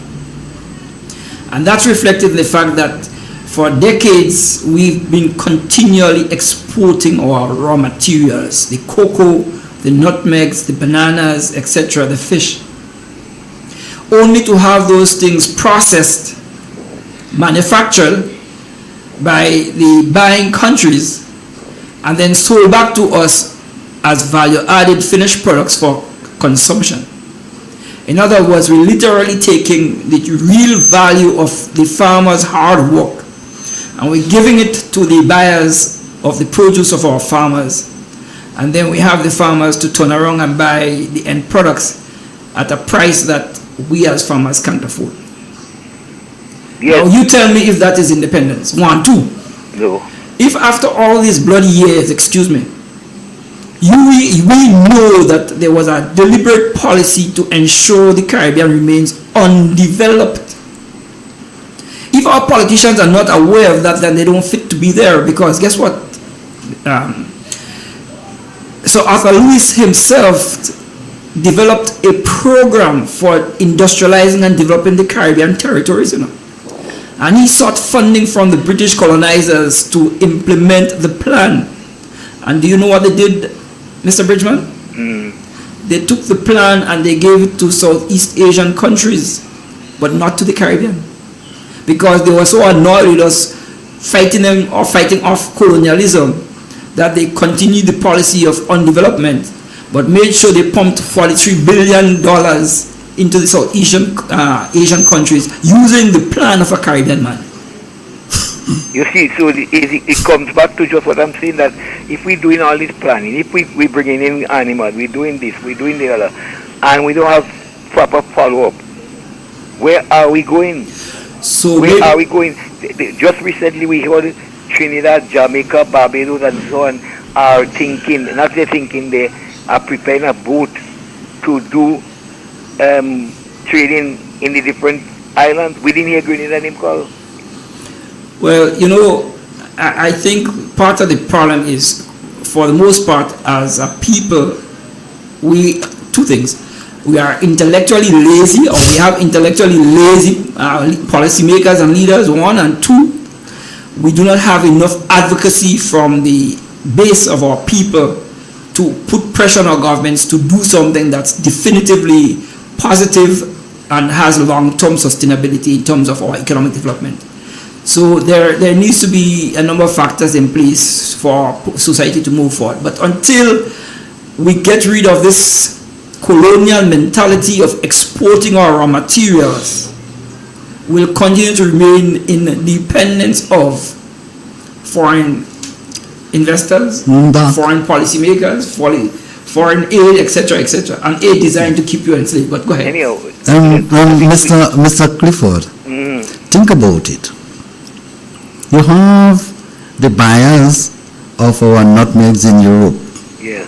Some of them haven't seen a nutmeg tree throughout their life. The children haven't seen it, some of them. But yes, the children know how to process nutmegs, Yeah. They educate them to do it.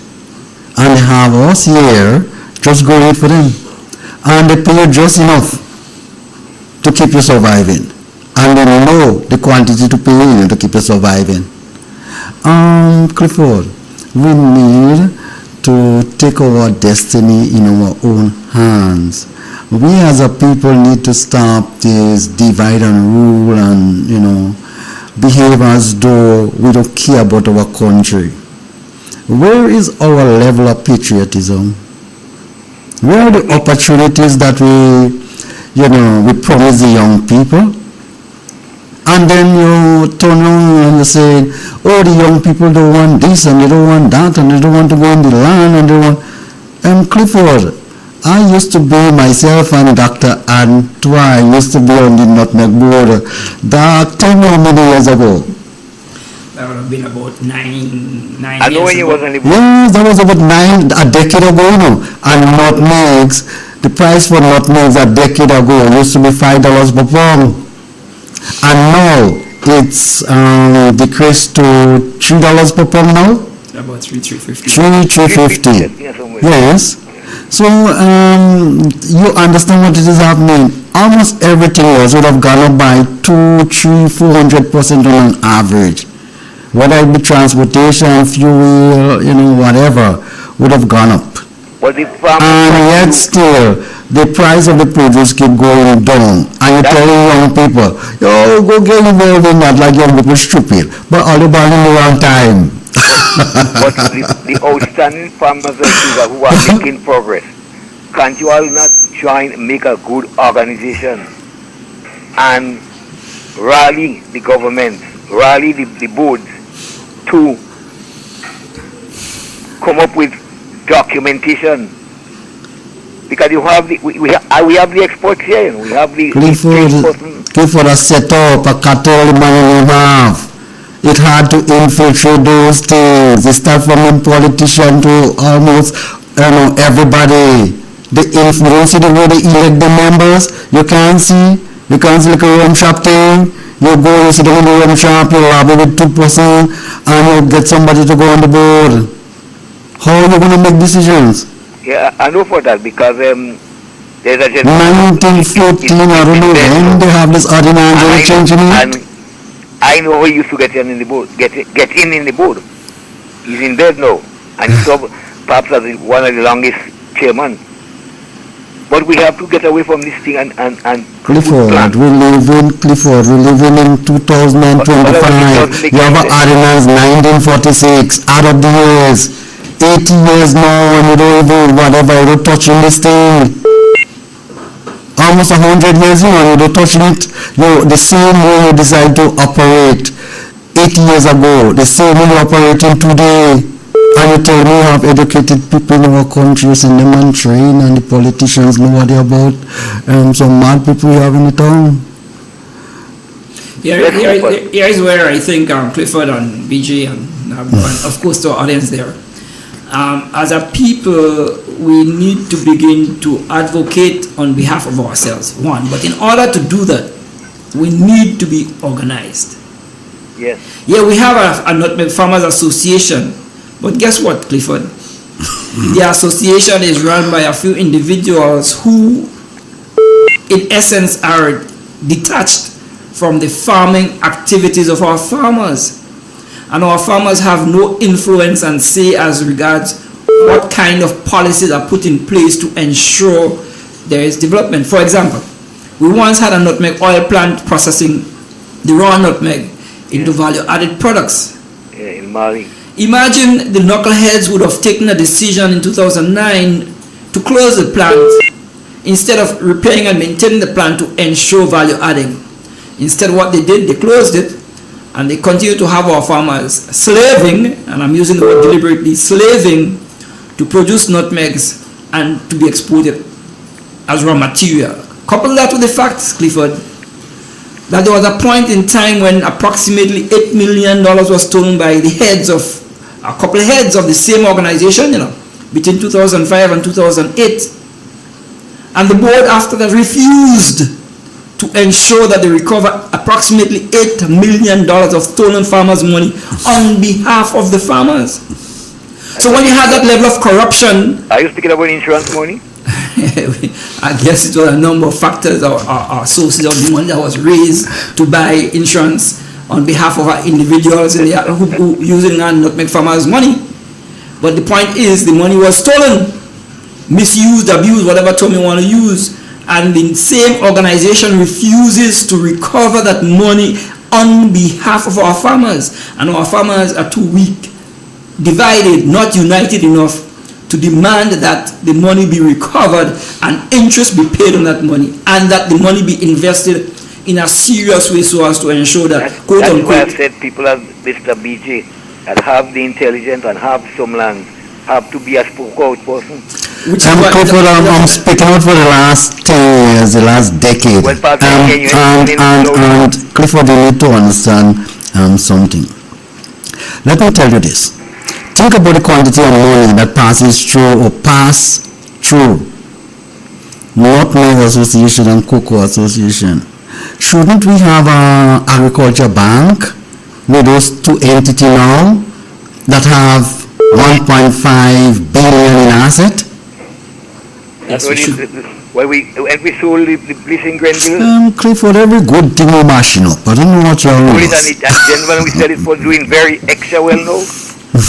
Well, you know, Clifford, you see here is where the issue of corruption comes into play, you know. I mean, you can't have intelligent people who understand better than the ordinary hard-working people, making policies and decisions that adversely affect the mass of our people, and continue to ignore the cry and the plea of our people to help us to help ourselves. Just take this example, Clifford. Yeah. Right. The biggest store in St. Andrews now, in Grenville Town now. Yes. The biggest store. So you see, I personally went in there. They don't have room to put up. So you see how a foreigner came in and outwitted us. Yes. What does that say about our people? Remember, we have graduates from you know, making policy decisions, managing the ministries, managing our boards, who come in from outside, barely understand our situation, but know how to outsmart us. Now, how you explain that? The long and short is clear for this.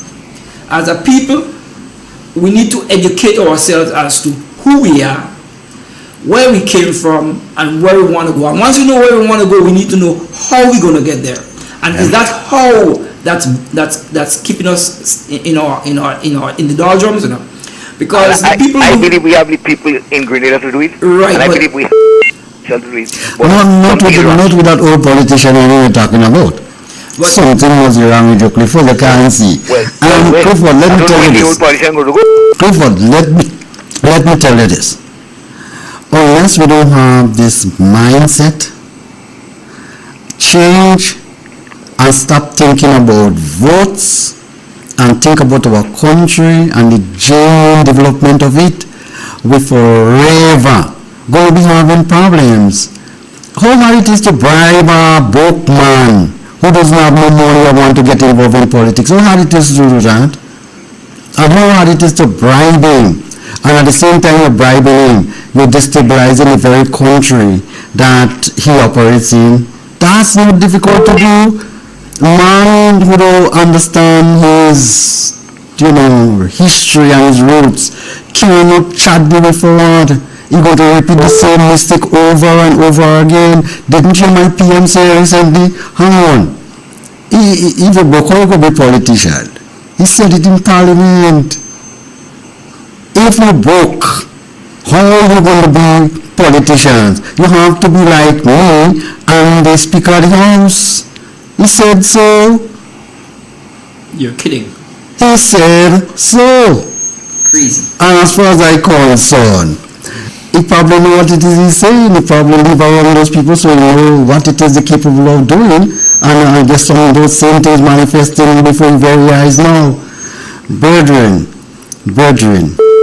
sometimes your mind need to be rich without money. Sometimes you don't have the money, but in your mind you know what it is that you set out to do.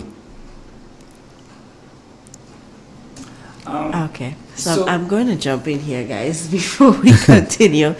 It is 2 minutes to 9 o'clock. Of course, we know we have our 9 o'clock news. So what we're going to do, we're going to go ahead and take a quick break. We're going to have the news, and then we're going to come back, right? We good here? Every single time, Nabi. You are the control. All right. Do what needs to be done. Forever grow. Sunrise brings the harvest call. Banana, nutmeg, feeding all. We salute the ones who feed with every hand and every seed. Break grow real, grow Grenada. Heart of the land, real farmer flavor. Tune in, feel the nation rise. It's Thursday, I we're proud and wise. On 91.99, real FM style. It's Agriculture Thursday. In the garden, in the field, real stories now revealed. Voices strong with Triple N. Informative, entertaining, and first. Every hour on the hour. Welcome to the latest update of news as produced by Triple N. We'll have the details when we return. In an industry where customers expect quality, M&N Hardware Limited is a leader in locally manufactured aluminum windows, doors, roofing, and guttering. Our manufacturing division is efficient, flexible, and will always go the extra mile to surpass customer expectations. If you need security, sash, casement, or projected windows, we're able to do it. Our security and heavy-duty doors are state-of-the-art and can be customized specifically for you. Using innovative coating technologies and protective film, our roofing and guttering is weather-resistant, providing outstanding color retention for many years.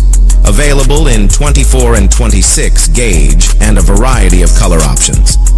We are the leading company, a family that is proving to customers they can have their dream products. M&N Hardware Limited. Foundation to roof, let's build together. Hello and welcome back. I am your presenter, Kira Gonpot. The Ministry of Legal Affairs, Labor and Consumer Affairs wishes to inform the public that the work permit unit has been temporarily relocated. Effective immediately, all services provided by the unit, including applications, renewals, and related work permit matters, will be available at the new location within the Consumer Affairs Division, New NIS Building, Melville Street, St. George, adjacent to Power FM. Members of the public are advised to visit the relocated office during regular business hours, Monday to Friday, from 8 a.m. to 4 p.m. The ministry thanks the public for their understanding and cooperation during this transition and reaffirms its commitment to providing efficient and accessible service. In the region in Guyana, Aubrey Norton, a presidential candidate for a Partnership for National Unity, APNU, has criticized the government's flagship 10-day workers initiative, calling it unsustainable and a failure to provide long-term economic stability for Guyanese youth. Speaking to a diverse crowd of supporters over the weekend, Norton said that while more than 15,000 Guyanese currently receive $40,000 monthly for 10 days of labor under the program, costing the state approximately $611 million monthly, the initiative fails to offer real economic security. We get more in this report. Mr. Norton reasoned that the permanent incorporation of these 10-day workers into the labor force would result in them receiving full benefits from contributions on the improved systems at the National Insurance Scheme. When a government allows thousands of young people to live 5 years of their lives without a proper job, paying no NIS, they are placing you on the poverty line. Norton further reasoned that for full enjoyment of these contributions, these individuals must be properly trained and receive livable wages. We want you in proper jobs with you paying up your NIS so you can get the benefits at the end of it. And we guarantee you, under the APNU, we will improve the benefits you get from the National Insurance Scheme. Currently, over 15,000 Guyanese are earning a monthly income of $40,000 a month for 10 days of work, representing a monthly investment of $611 million. He said a government with genuine policies would ensure that its citizens are gainfully employed. Meanwhile, the old age pension, which is currently at $41,000 per month, will be increased to $100,000 per month under an APNU-led government, Mr. Norton assured. And in sports, in football, Tottenham midfielder James Maddison has suffered an anterior cruciate ligament injury and is expected to miss the majority of the forthcoming season. Sources have told BBC Sport that Maddison is set to have surgery and will become a long-term absentee as he starts his recovery program. This ends the latest update of news as produced by Triple N. Thanking you for joining us. Triple N. Informative, entertaining, and first. Every hour on the hour. It is said, the proof of the pudding is in the eating. Therefore, the authenticity of the beverage can only be acquired in the taste. A taste which is original to Antoine de Beauregard Industries and comes from a combination of spices and local rum, which can hold its own all over the world. Woodman, a strength which speaks for itself, a taste which stands out from the rest, bottled with care, which speaks to perfection. Try Woodman today and be stunned by a flavor as never before. Let your palate savor that which is produced locally. Do not be deterred by substandard products. Our taste speaks volumes and sets us apart from the competition. You will be satisfied with every sip of our product. Say rum, say Woodman, feel satisfaction. Now that's quality.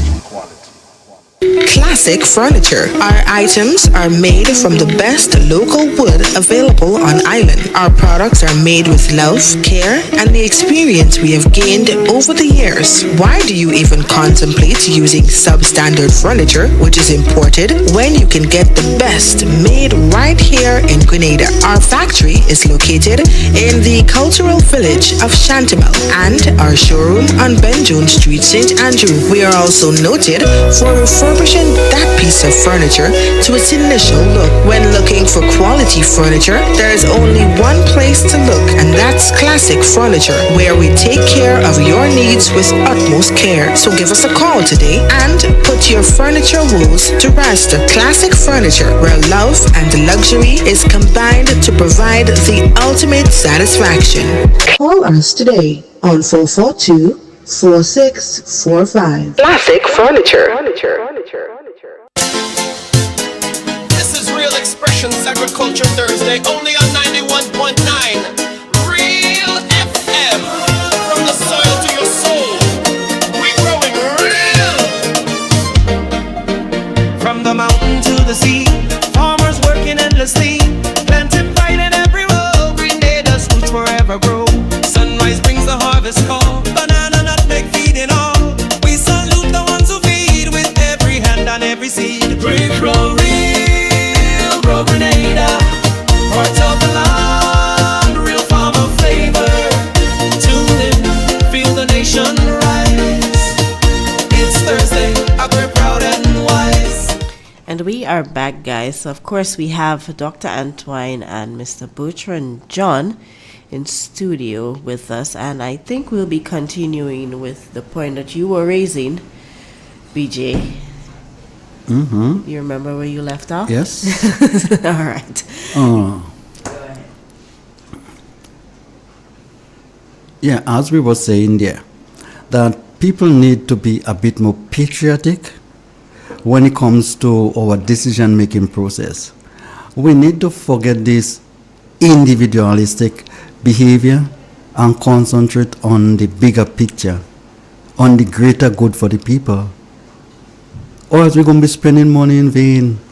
Or else we're going to be running after the wrong thing. We're going to be functioning without any direction. And this is where I think we are lapsing. The whole, manner in which we set about to do things, which seems as though we're doing it in an ad hoc way. Think about this, Doc. Our nutmeg industry. I have no problem with this saying that, hang on, we don't have the technical people or the know-how, or we can't fight up with the machinery to manufacture oil, nutmeg oil. But there were people who wanted to utilize the equipment after they had closed it down. They wanted to basically, resume the process, and we have the machine now rattening down, so to speak, with nothing happening, and we still put the nutmegs in bag and send it abroad. People like, was it Mr. Noel? Yes. Who used to make the nutmeg oil? Yes. He had to import oil once upon a time. Mm-hmm. And we have nutmegs here. And think about that. He could have imported oil and make a product, and that product was renowned, and could have gotten a whole business running. How comes we can't do that in a massive way? How comes we can't make different products? How comes our scientists cannot go and study and come back and get involved in those things? Again, it goes back to the question of policy making and planning. BJ, I just want to back up a bit.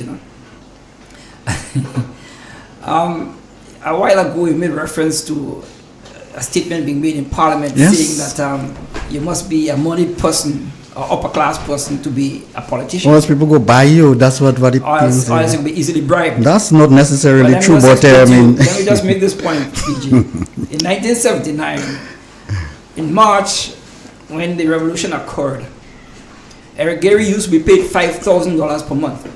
Yeah? Yes. By April, the new leadership of the organization, Maurice Bishop and Bernard Code, were being paid $1,600 for Maurice. That's true. And $1,400 for Bernard Code. And these guys worked literally from 7 to 7, Sunday to Monday to Sunday, basically. And here, of course, if you need to be a money person, that's an example of people understanding that money is not of the essence of politics. The essence of politics has to be service to the people. Yes. And the service to the people mean that you devote yourself, patriotic devotion, to developing a plan that you know is going to benefit the mass of our people. So we had a serious economic plan that was being implemented between 1979 and 1983. And when in 1983 the invasion occurred because of internal machinations that were orchestrated by foreign forces, the invaders took the machinery he had for economic development, I'm talking about the processing plant in Frequente, and exported it out. In essence, they wanted to ensure that Grenada doesn't develop. And guess what happens? The Nutmeg board decides to keep the oil plant in Mali shut down. Is that any different from the invaders getting rid of the machinery we had for developing our economy? The mentality remains the same, right? And until you and I as a people decide no, enough is enough, and begin to advocate and demand that a better be done on behalf of and in the interest of our people, until then things will change. But I just want to read a few passages from a book I'm reading here. I find it very fascinating, okay? So it said that the mechanisms through which the British exploited Grenada and all its other colonial territories, keeping our countries poor and undeveloped, was basically by ensuring that we exported raw materials, which they then processed and sent back to us as finished product. Okay? Thus, Britain's policy of suppressing the emergence of a significant manufacturing sector in Grenada. In other words, the GCNA continues to implement a policy that the colonialists had then to suppress the manufacturing sector in Grenada by literally closing down the Nutmeg oil plant in Mali. And I must give kudos to Mr. Ramsey Rush, who was very instrumental and literally had to verbally fight to get the diamond cocoa factory going, because he had significant resistance in the cocoa board against the idea of a factory. So we need to quote unquote recognize Ramsey Rush for his role there, basically fighting on behalf of our cocoa farmers. But by golly, it's that kind of patriotism we need to have today, whereby people understand that look, we have to make greater use of our resources. So in essence, we're saying here now that the regulations that the colonial masters use are in essence being implemented today by our own policymakers against our own people. So how callous can that be? How unconscientious could that be? So long and short is, the manufacturing sector will have to develop essentially from the from the agricultural produce that we have here in Grenada. In other words, like we did between 79 and 83, we have to convert our raw mangoes into finished products like nectars and juices and jams and jellies. We have to ensure that our raw fish is no longer exported as raw fish, but we now produce our own salt fish and stop importing the salted fish that we bring in, or the smoked herring and the pigtails and so that we bring in. We have to support our farmers, pig farmers, sheep farmers, goat farmers, so that we eat better quality pork, for example, instead of the salted pork, which UE has acknowledged and recognized is a legacy of the slave process and has left us with the high blood pressure factor resulting from the centuries of use of salted products. So my question again remains, until when are we going to learn from our history the things that worked against us, so that we understand what we need to do today to make a difference for our people and our children tomorrow? And if today we still cannot recognize the legacies that we inherited, and therefore we're not able to throw off the yoke that we inherited, then as the Bible says, in a situation where people have no vision, they perish. That's and true. believe you me, I don't want to perish, and I will not perish. Because at some point in time, we as a people in the Caribbean have to take up the charge of rebuilding our society by making greater use of our agricultural resources, our sea resources, our air, our natural resources. Could you imagine Barbados is making use of the sorghum weed to make value-added products, and we're just taking it from the shores of our beaches and dumping it? Mm-hmm. No different from when the nutmeg oil plant was operating in Mali. The guys took the nutmeg fat and were dumping it. So something has to be wrong with our intelligence. In any case, I just wanted to amplify your points earlier. Yeah, Doc, when you think about it, people probably hear me saying on a weekly basis that we need a plan. Because I know we don't have one based on the manner in which we are functioning. Clifford shouldn't be asking for information. In that plan, it should have certain aspect of the dissemination of information to the stakeholders. So Clifford shouldn't be asking for things that he normally would call and ask for. I'm talking about a plan, because if you don't have a plan, you wouldn't know where you're going. Correct. And if you don't know where you're going, when you do little things or you take like a track, you're going to tell yourself you're on the right road. You aren't on the right road. There are bigger highway for you to choose, but you don't know. There is something that we call the 17 Sustainable Development Goals as set out by the United Nations. Grenada is a signatory to it. We signed on to it. And it talk about opportunities. It talk about gender. It talk about education. It talk about health. All this man and them know it. When they campaigning, you didn't hear them? You didn't hear them on the transformation issue? They jump on the 17th Sustainable Development Goal, and today they turn around and take in $150 away from poor people. Where is the safety net for the people and the needy and the vulnerable in our society? Burden, spare me that kind of trouble with these hard-headed, insensitive kind of people we just have as politicians in the country. In my book, the only thing they have, or the only sense they have, is the greed for money. That's why they just end up doing the wrong thing for money. Yeah, I think it's no doubt. There's no doubt that corruption, by its very nature, holds back the economic and social development of countries, and that's a serious issue that needs to be addressed publicly and openly. But until such time, we have to ensure that we have an economic plan for development. For example, until now, I'm still waiting to hear the plan we have for developing the agricultural sector involving how are we going to get more of our farmers going back into the field to plant more nutmeg trees? How are we going to get our farmers to go back into the field to plant more cocoa trees? How are we going back into get our farmers to go back into the field to plant more yams, more sweet potatoes, more tanias, and food that we can literally use for emergency situations, food that can easily be stored for 2, 3, 4, 6 months in case of emergency or disaster. Mm-hmm. Yep. Where is that plan?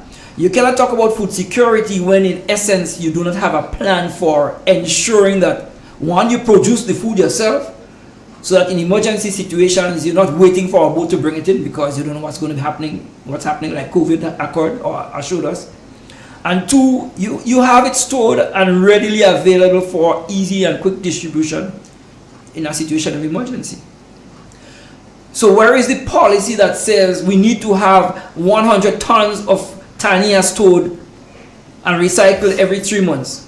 Where is the policy that says we need to have 5,000 pounds of yams stored and recycled or processed every, turned around every 6 months? The point I'm trying to make here is you cannot talk about food security when you do not have a written plan.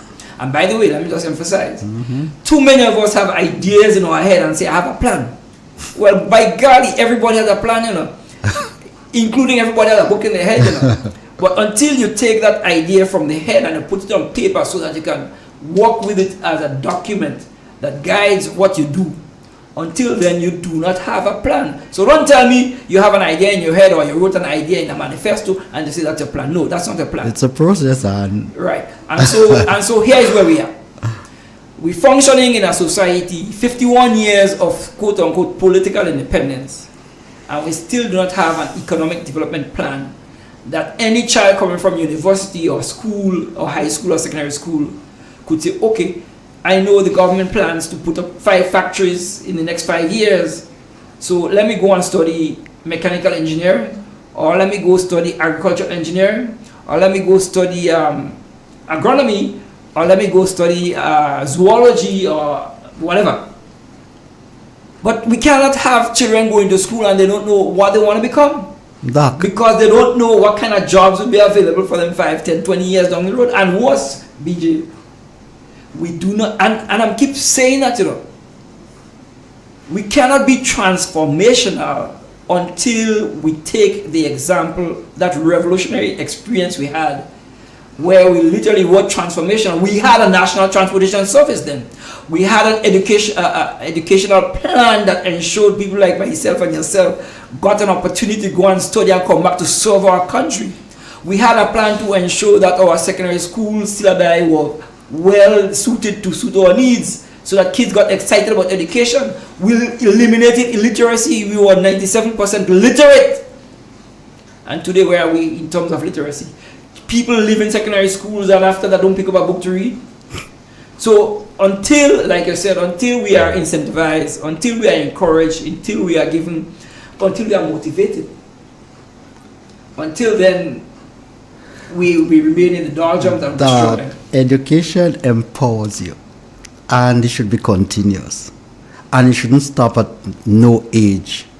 That's why they have adult education programs. So from womb to tomb. So yes, you don't. So as you stop educate yourself, you start to de-learn, and you don't want a de-learned population. You're gonna have issues. Doc, I want to make a point here, and I want you to catch it. Now, if you have the University of the West Indies, which is our major learning center in the Caribbean, if they have to get the accreditation from the same man and them who used to slave us, what do you expect them to give us? You think they change? Good question. Good point. Good point. That they haven't changed. Well, let me just... They just get more supper. So they have your education institution, and you know what they do? They infiltrate that. As far as they're concerned, for you to be recognized, they have to give you accreditation. And you know something? They will tell you based on your curriculum, whether or not you're good or you're not good. We can decide on that on our own, and we can have develop our own curriculum. And yet still, you know what they do, some of them? They take their students or they take their children and they send them in the Caribbean, Because they realize the level is of a higher standard to what they have, Doc, you know something? It used to be, yeah. Well, it used to be. As far as I'm concerned, what we're not doing is capitalizing on our institutions that we have. And I'm not just talking educational. I mean agriculturally too. We're not capitalizing on it. Socially too, Look at, we have all the community centers and all the schools and whatever. And when night come, we shut down the switch in those big buildings and stuff like that. And they could have been learning centers. They could have been centers where people excel, that they can empower themselves to achieve greater things in life. Let me give you an example, Doc. Here we complain about children can learn and they head hard and they can finish secondary school. Let me tell you something that they did in Jamaica. They realized that some kids aren't inclined to be in academia, so to speak. So they have a program that the kids who left secondary school and didn't do so well, they go to farm school. So they have a farm school named Elim or whatever, where you learn your basic chemistry and your basic physics and mathematics and whatever. And you learn you get a whole heap of practical knowledge on agriculture. So you get a certificate when you come out there. From then now, you create that base, all right, to go on to JSA, that's what used to be Jamaica School of Agriculture. And you get a diploma. Most students who come out in JSA would be so well-rounded by the time they go into University of the West Indies. It takes them like 18 months to get the first degree. And they go on to university in the US and get the master's and PhD without having one O-level. Yes. But the system, you don't understand, takes you up without having one CXC pass, and you can get your doctorate. Here you don't have a CXC, and they condemn you. You're done. Again, that would be safety net, not just for the poor and vulnerable, but the people who are not academically inclined. We need to pick them up in our safety net too. I agree 100% with you, because there was a time when we had something called the Technical and Vocational Institute that played a similar role, maybe not to the extent that you just described, but literally it meant that those who were not interested in pursuing pure academic studies had an opportunity to go into the professional areas, including being architects, including being auto mechanics, including being surveyors, etc., etc. And that school was closed down. But by the way, the same school that was closed, the person who closed down that school is the same one that has designed our syllabi for the last several years. There we go. So what good can we expect of him? In any case, that being said, we have institutions, yes, that need to be functional. Mia Motley recently said that our educational system is not suited for purpose. But that's a point that I've been making for many years now. Our educational system is not designed to serve the needs of our Caribbean people. When I got my degree, when I went to Russia to study, one of the first things they said to us, we are here to be trained so that you can go back to solve the problems in your countries. And they spoke to a whole group of international students. And it is that philosophy that continues to guide my whole outlook on life here. We have to have an educational system as part of our national economic development plan, so as to ensure that we train the necessary personnel to do the essential jobs and tasks and thinking and planning for our economic development. For example, we're supposed to have our agricultural school in Maribor. But how effective is that school? We have a quote-unquote, it's called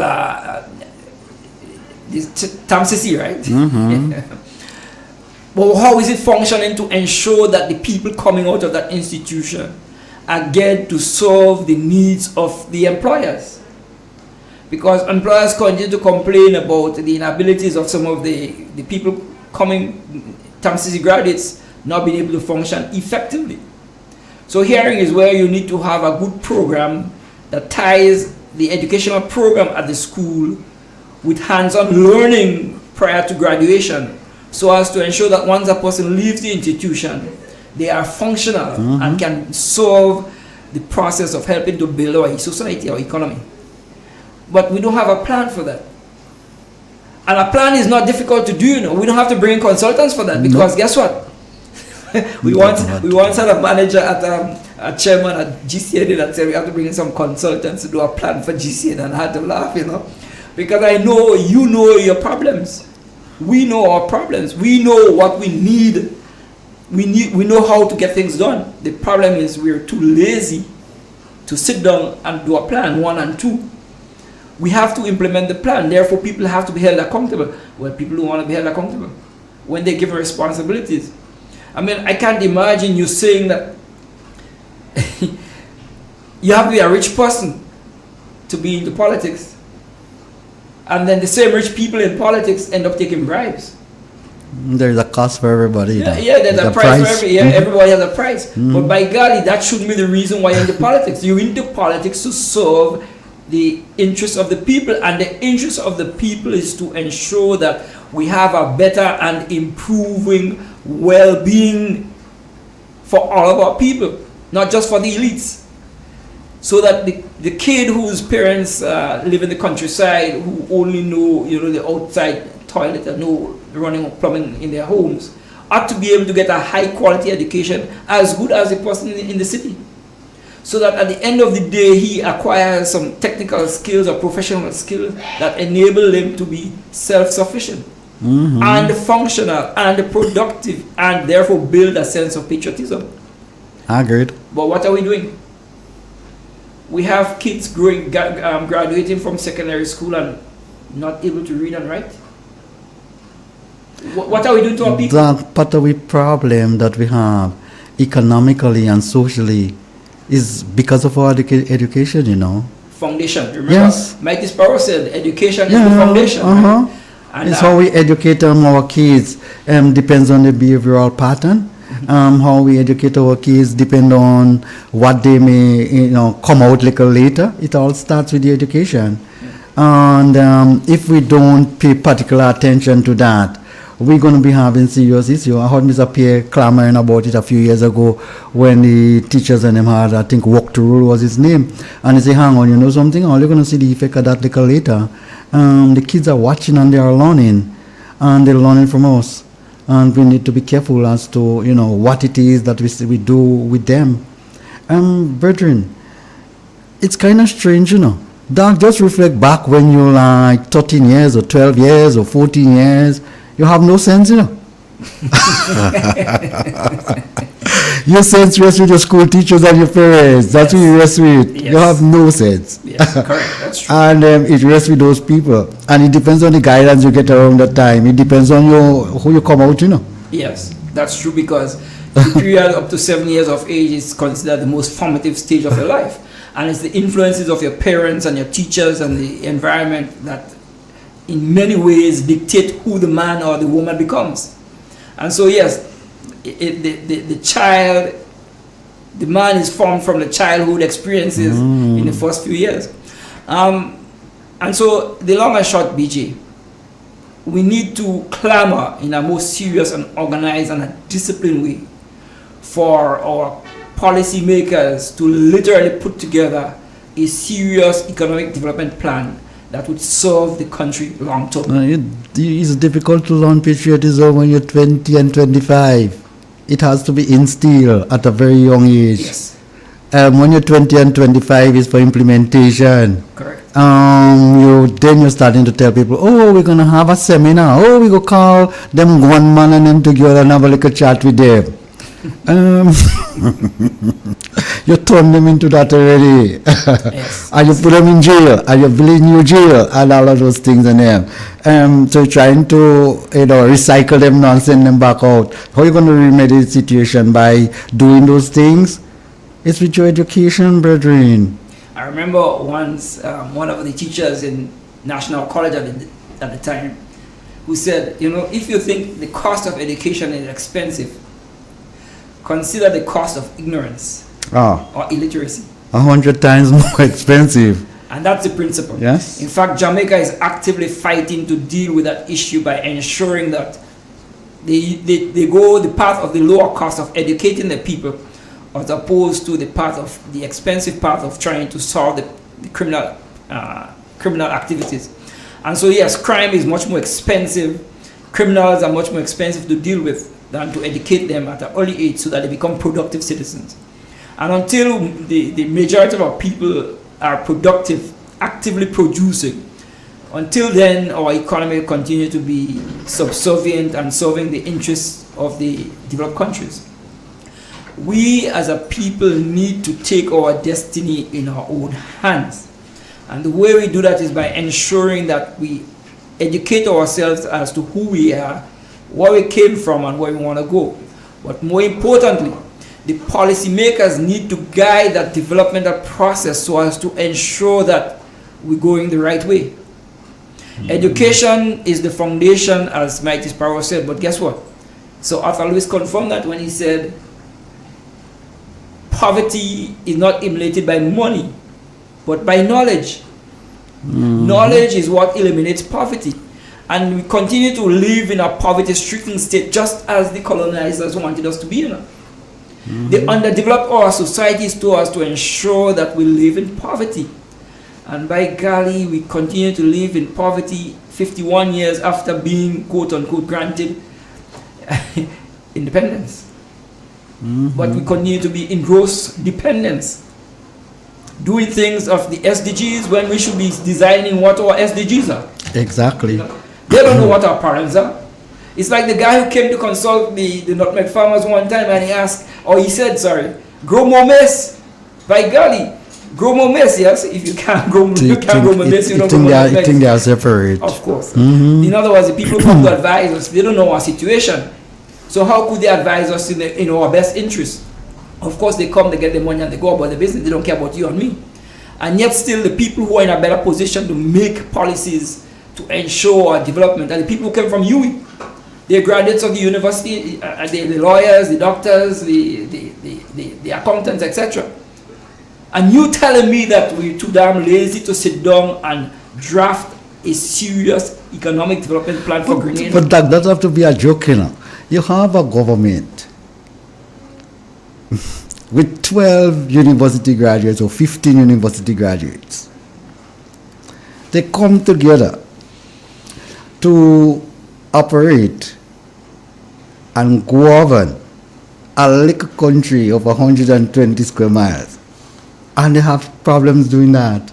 And you keep asking yourself, but wait, what it is really happening? You have natural resources like your landmarks, you have your nutmegs, you have your cocoa, you have your beautiful beaches, you have a lot of historical sites, you have beautiful people. What more you want to ask for? Tell me. Some of the products that we are making here should be fetching exorbitant price internationally. And we just lapsing, we just lazy, we just not thinking, we just reluctant to invest. We behaving as though like, you know, we're living in the 14th century. We still putting money in kerosene tin and afraid to take it out. The other day I heard the Nutmeg Association was saying, we broke, you know, we're running on overdraft, we can't do no investment. And you take the building that you and Mr. Clifford was talking about this morning, one of the better buildings in Grenville, and you sell it. Yes, for nothing. And because you're broke, and you have assets that value at 66 million or 70 million, but you're saying you're broke, so you have to sell this one for 1 million and stuff like that. Something that could have been kept and sold for maybe 50 millions 2-3 years after, if you want to. Or you could have developed it that, you know, in such a way whereby you could have consistent revenue coming in to assist the farmers. We are the investment. We are just buyers and sellers, you know. We buy nutmeg from people, we sell it to some people. We are just like traders. You know, when you have a route they call the silk route, where you buy a product, you put it on a camel back or a horse back, and you're going to sell it, and along the way you sell it, you come back home, you buy again. How are you going to truly develop? Tell me. How are you going to employ more people? How are you going to create an industry? How are you going to get people and encourage people and motivate people to go back in the land and grow more of the raw materials when you're not paying them, when the prices keep diminishing year after year? Aren't there something wrong with your mindset? So here is what I would recommend as the plan forward. First, revamp the content quality of our educational programs. Revamp them. There's no need for people doing 12, 14, 15 subjects in a school period. That's a waste of time and resources. In fact, it makes it seem that education is all about money making. So until we revamp our educational program to ensure that more and more of our students study the sciences, the physics, the chemistry, the biology, the mechanics, until then, the educational program needs to be revamped with a focus on STEM. But ensuring that our people first and foremost must be able to read anything and understand it, and have a good understanding of fundamental mathematics. 1, 2. We have to ensure we have a planned program to ensure in every parish of the country we have at least 2 or 3 manufacturing operations that processes our raw material, including our mangoes, our guavas, our breadfruit, our plantains, etc. We must have factories processing the agricultural produce of our farmers to ensure 2 things. 1, we get the value added outcomes from manufacturing, but more importantly, we have a ready market for our farmers and therefore an incentive for them to produce more. And with a ready market and that incentive, farmers will go out and produce. You can't expect farmers to produce more when they're not guaranteed a market. And here is where you can supplement the farmers' income by giving them some subsidy. I mean, literally ensuring that the produce can be sold for consumption to the consumers at a reasonable price, but their life and their income should be at a certain level. And that incentive would encourage them to produce more. Thirdly, we need to ensure that we make better use of the facilities and equipment and assets we already have. And by that I mean we have to make our agricultural lands productive. We have too much idle lands. And we could do that by creating agricultural collectives whereby we form groups of young people and have them producing 2-3 different crops on 20, 50, 60 acres of land, and ensuring that we become self-sufficient in our food production. That requires training. And therefore the next step is to ensure, we go back to step 1, our educational institutions must educate our people to understand the importance of agriculture. Herein becomes the importance of the Emerabo Agricultural School. Right? Herein comes the importance of the Technical and Vocational Institute, which needs to be rebuilt and developed. And here is where we need to have better quality and better trained teachers, as we used to have. Teachers who take the interests of our students at heart. I don't just see themselves teaching because they want a job or they want money, but because they know they're producing the minds of the future. My teachers are the people who make me who I am. And my first teacher was my mother and my father. But their work was complemented by people like Jalino James and Anthony Charles and Lloyd Gittins and George Brizan and Gemma Mason, of course. God bless her heart. But we have to make sure that we have high caliber teachers. You can have people just coming out of TAMCC and going into secondary school to teach, and they're not trained to understand the psychology of learning and the kids in the classroom. Doc, let me just before, let me interject here. I don't want I don't want to miss out on that point because it's so important. You can continue after that. I just want to interject and complement what you were saying in relation to education.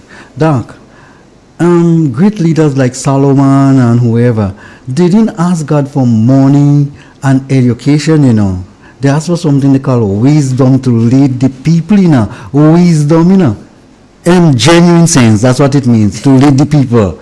They didn't ask for money would follow. Once you have that, it will follow after. How you going to talk about you want to lead people genuinely, and before you get into office within the first 6 months, within the first 2 months, you increase your pay when you should be cutting it?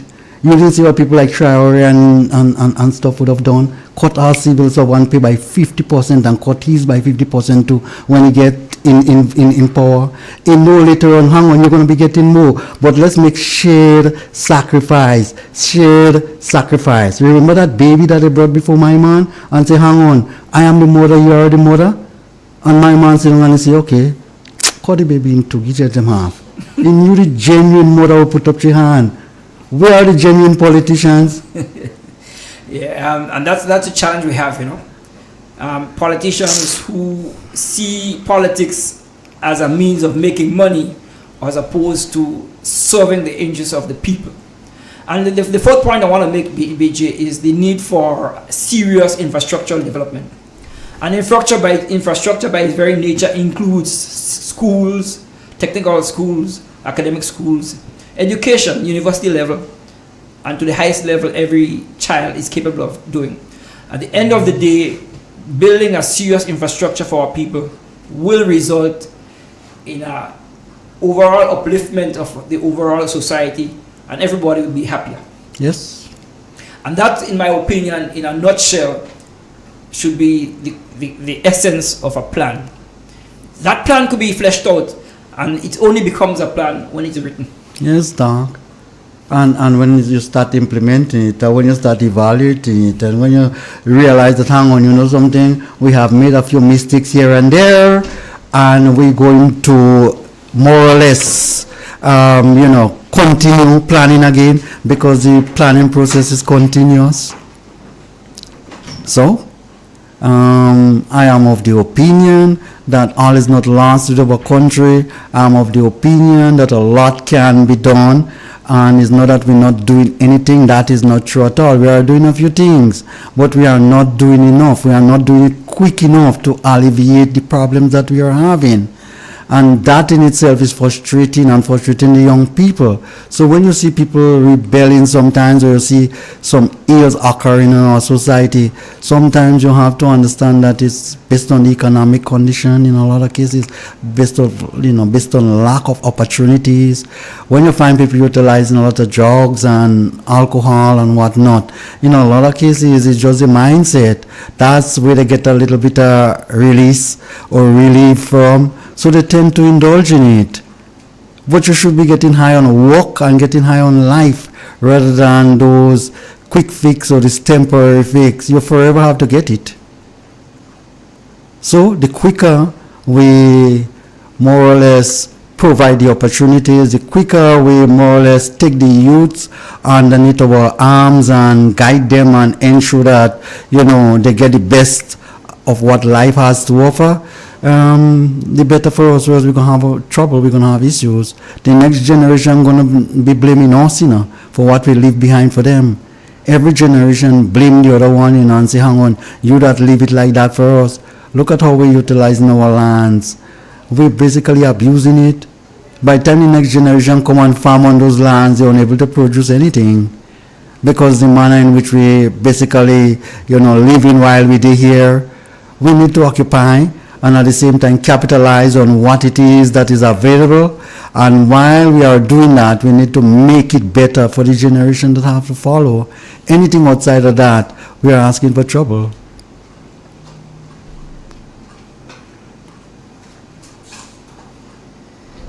Okay, BJ, I think we have a caller, so Yes. let's go ahead and take that caller. We have the next, 12 minutes, I believe, yeah. Good morning. Yes, good morning to you. Morning. Good morning to the two doctors there. For your Morning. I'll send my morning to Andrew also and Gates. I'll tell you something, so let me give you an advice. You see this lecture today, because I was there from the beginning. This lecture you put down to the Dr. Antoine, in particular, and BJ, I believe you should download this thing and put it into a flash drive or a disk, and both you and BJ sit down and tweak this thing. It is a plan, a master plan. Put it into a booklet. Yeah? That can be sold. You can make a lot of money in that, and also you can transform the thinking of the majority of us. Don't just leave that individual station and eventually it might just die somewhere. Get it out of there. Put it into a booklet. Print it, put you, gentlemen, sit down and print this thing. Structure it. Put it into a booklet. Have it out at the market for sale. And put it in the hands of any government. Because this is a master plan for the transformation, the turnaround of this country. It is not the education system so much. Yes, it is leadership and a master plan where we can use the very citizens to do what we're supposed to. Let me tell you something, sir. If we sit and we wait on government, I'm not saying the government, on government, because this thing, we're 51 years of independence. And to me, we have not gone anywhere. Yeah? Leadership and management has very little to do with the person. It has to do with the transformation, the upbringing of people, making people that we want. You see, so when one comes there as a leader, and he says, I'm a leader, I'm the boss, it's not for you. You are to make and create people like you are, or maybe, for the future, for the world. I used to be a senior in my department. I work with government, I work with the private sector. And it was not my company. It was not the government. It was my client. And the citizens outside there that will make the company and the government what it should be. If you do not develop the people, if you do not, in other words, position your economy, Dr. Antoine, you hit it on the head. Because you see, building an economy has a base, and the base is infrastructure. That is what's going to create new jobs. That's going to cause the business to expand. That is what's going to create the revenue for the purpose of taking all of us, the country, forward. Yeah? So when we grasp that, we understand it. It is not the education system. It is not the people, because what happens, stress have taken over the whole society. And so we use stress of life to operate. We're fed up. So we're not thinking, we're stuck in theory. We're not thinking of tomorrow, of 10 years, 50 years from now, because we are in the now, and that's what I want now. I'm not thinking for the future. So the society is locked right there. So don't care how much you put in the head, one thing they're thinking of is what I want now, and I'm not going to get it. The stress take over. That's why the guns are so put in place. That's why the hanging is taking place. Because people are just fed up with life. They're not getting anywhere.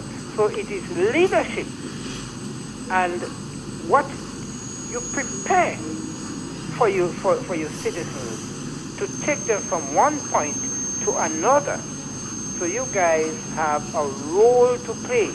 And banking come in there, because I've been talking to a real estate person yesterday, and in my usual way, the bank, I call the banks, because you tell him you're going to the bank to get a loan of $100,000. Yeah? And the bank is going to give you maybe 10 years to pay back. How is that possible?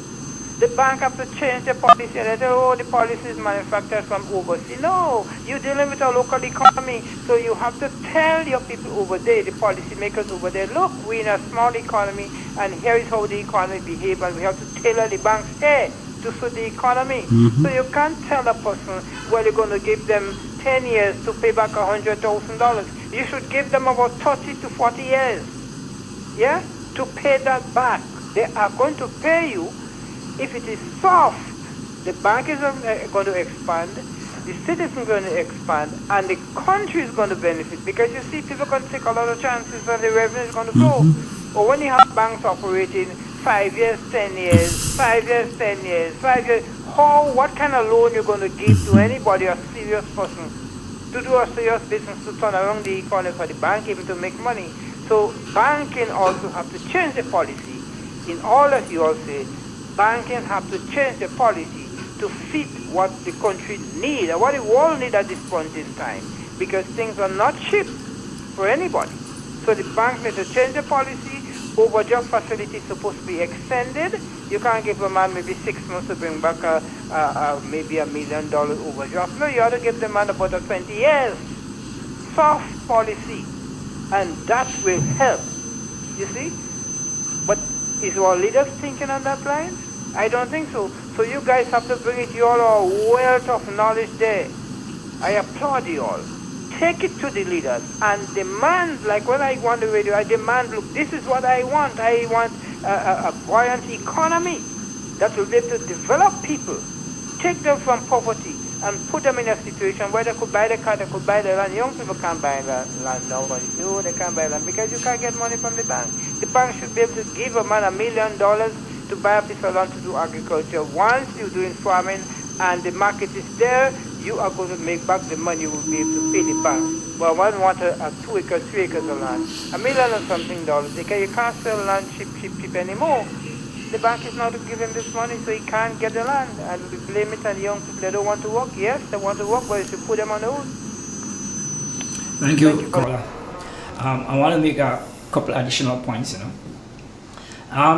One of the things that we failed to do over the last 41 years is to develop something called the Ministry of Science and Technology. A Ministry of Science and Technology that would harness the resources we have, making use of our talented, knowledgeable scientists who at the end of the day would be able to move our economy forward. In other words, we should be able to have an environment where our students understand that there is more to learning than just being a police officer or a doctor or a lawyer or a teacher or a nurse, and that there's a whole wide world of scientists out there that waiting for them to join the various arenas to come back and serve our country. Because at the end of the day, part of our infrastructure must involve the development of a cadre of scientists who will be able to harness the resources we have for the long-term benefit of our society. For example, our ocean, we can do a lot of sea farming, right? Aquaculture farming, but we don't. Yeah, we could farm a lot of the materials that we hunt, like the manikou, the tattoo, the crab, the crayfish, the shrimp, but we don't, right? Because why? In part, finance is one reason, which is just referred to by our caller, but also we need the policy in place to facilitate and ensure that those programs are readily planned in the first instance, implemented, and therefore there is some degree of responsibility and accountability that follows as part of our overall infrastructure. Because at the end of the day, I said, not that well, I didn't say, but if so, after all, we said knowledge is the cure for poverty. If Mighty Sparrow says education is the foundation, if Bernard Code said that for a nation to be wealthy, you have to make sure that the nation is well educated, and hundreds of other people would have made a similar reference. Ralph Gonzalez says knowledge is the key to building his economy, and yet see what are we doing? Depending on tourism, when agriculture had to be the foundation upon which you could build the manufacturing sector, when the fish resources or the sea resources had to be the foundation on which you build our manufacturing sector. But we could only do that if we have the trained and skilled personnel coming through our educational institutions.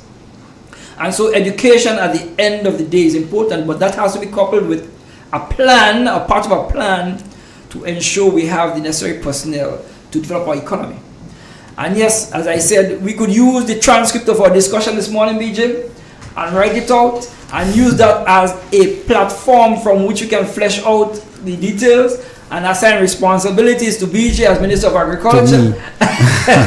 You know, the caller just said, Doc, that program, you should put it in a flash drive or print a booklet and have it for sale. Make it available or send it to the authorities so at least they have something to start to work with. But Doc, you know something? I just want to make this final point about involvement, about empowerment, about opportunities. I remember vividly when I was a teenager and they had the revolution. And I remember vividly, every time I leave Maurice Bishop International Airport, I would feel proud. Because I remember as a school kid, on Sundays, the public transport used to pass and pick you up, and you could have gone and do self-help walk on the airport. Actually, here, build that airport, you know. So the next time you're riding on it, remember, I pull rake and level stone and whatever on that very said airport. Okay. The point I'm making is that you feel empowered, you feel part and parcel of the whole development as to what is taking place in your country. There was involvement. There was not this little side thing and you come and you don't come and you green and you yellow and you blue and whatever. It was Grenada. And unless we don't see it as Grenada, we're going to have issues. If we see it as green and yellow, we're going to have issue. Development have to take place in a peaceful nature, you know. The environment have to be right, you know. Or else you're forever going to have issues. Why do you think countries that have war have difficulties developing? Because every time you make something, you break it up. It doesn't make sense. You can't build that way. You see, whatever you're doing in terms of development have to be good for your country and you have to be good for your people. And if you're talking about education, it has to be good for your country, it has to be good for your people. If you're talking about healthcare, it has to be good for your country, you have to be good for your people. If your people not involved in it, don't do it. Yeah. I agree, and yes, we have to focus our attention on our efforts on the development of our people. Our greatest resource is our people, and it takes our people to put together all the other resources, including the financial, including the natural resources, to come together so that we have humming farms that are producing a wealth of produce to ensure we can feed our nation comfortably and easily, to ensure that we can educate our children without the parents having to worry about where the next meal coming from or how they're going to pay for the books or pay tuition. We have to ensure that the educational program is designed to serve our long-term needs. We can't continue to function the way we're functioning, where kids growing out of school and they can't read and can't write. And we have to ensure that there is accountability of all the policymakers to our people, so that the people's resources collected in the form of taxes are made best use of in the interest and long-term interest of our people. And here is where I think we probably may want to I don't know if it's time, but well, I think it's way past our time. So we can tell the people, the nation have a, good morning. It's carnival period, and we need to be careful and don't overindulge. And it's a festive time. Please, let's carry ourselves wisely. Let's don't overdrink, and let's don't. We shouldn't be fighting and whatever. Have fun, play the carnival. But, let's do it peacefully. Let's show love. That's all we need to do. Show a lot of love for the carnival. Have a safe carnival season, everyone, all of our people and all the visitors. Make sure you protect and ensure the safety of, especially of our visitors and ourselves, of course. Be peaceful, be safe, and have fun. Happy carnival season. And please remember, we have to emancipate ourselves. First. It starts with us. It starts with the man in the mirror. Thank you so much, guys. News is up next. Thank you. Triple N. Informative, entertaining, and first. Every hour on the hour.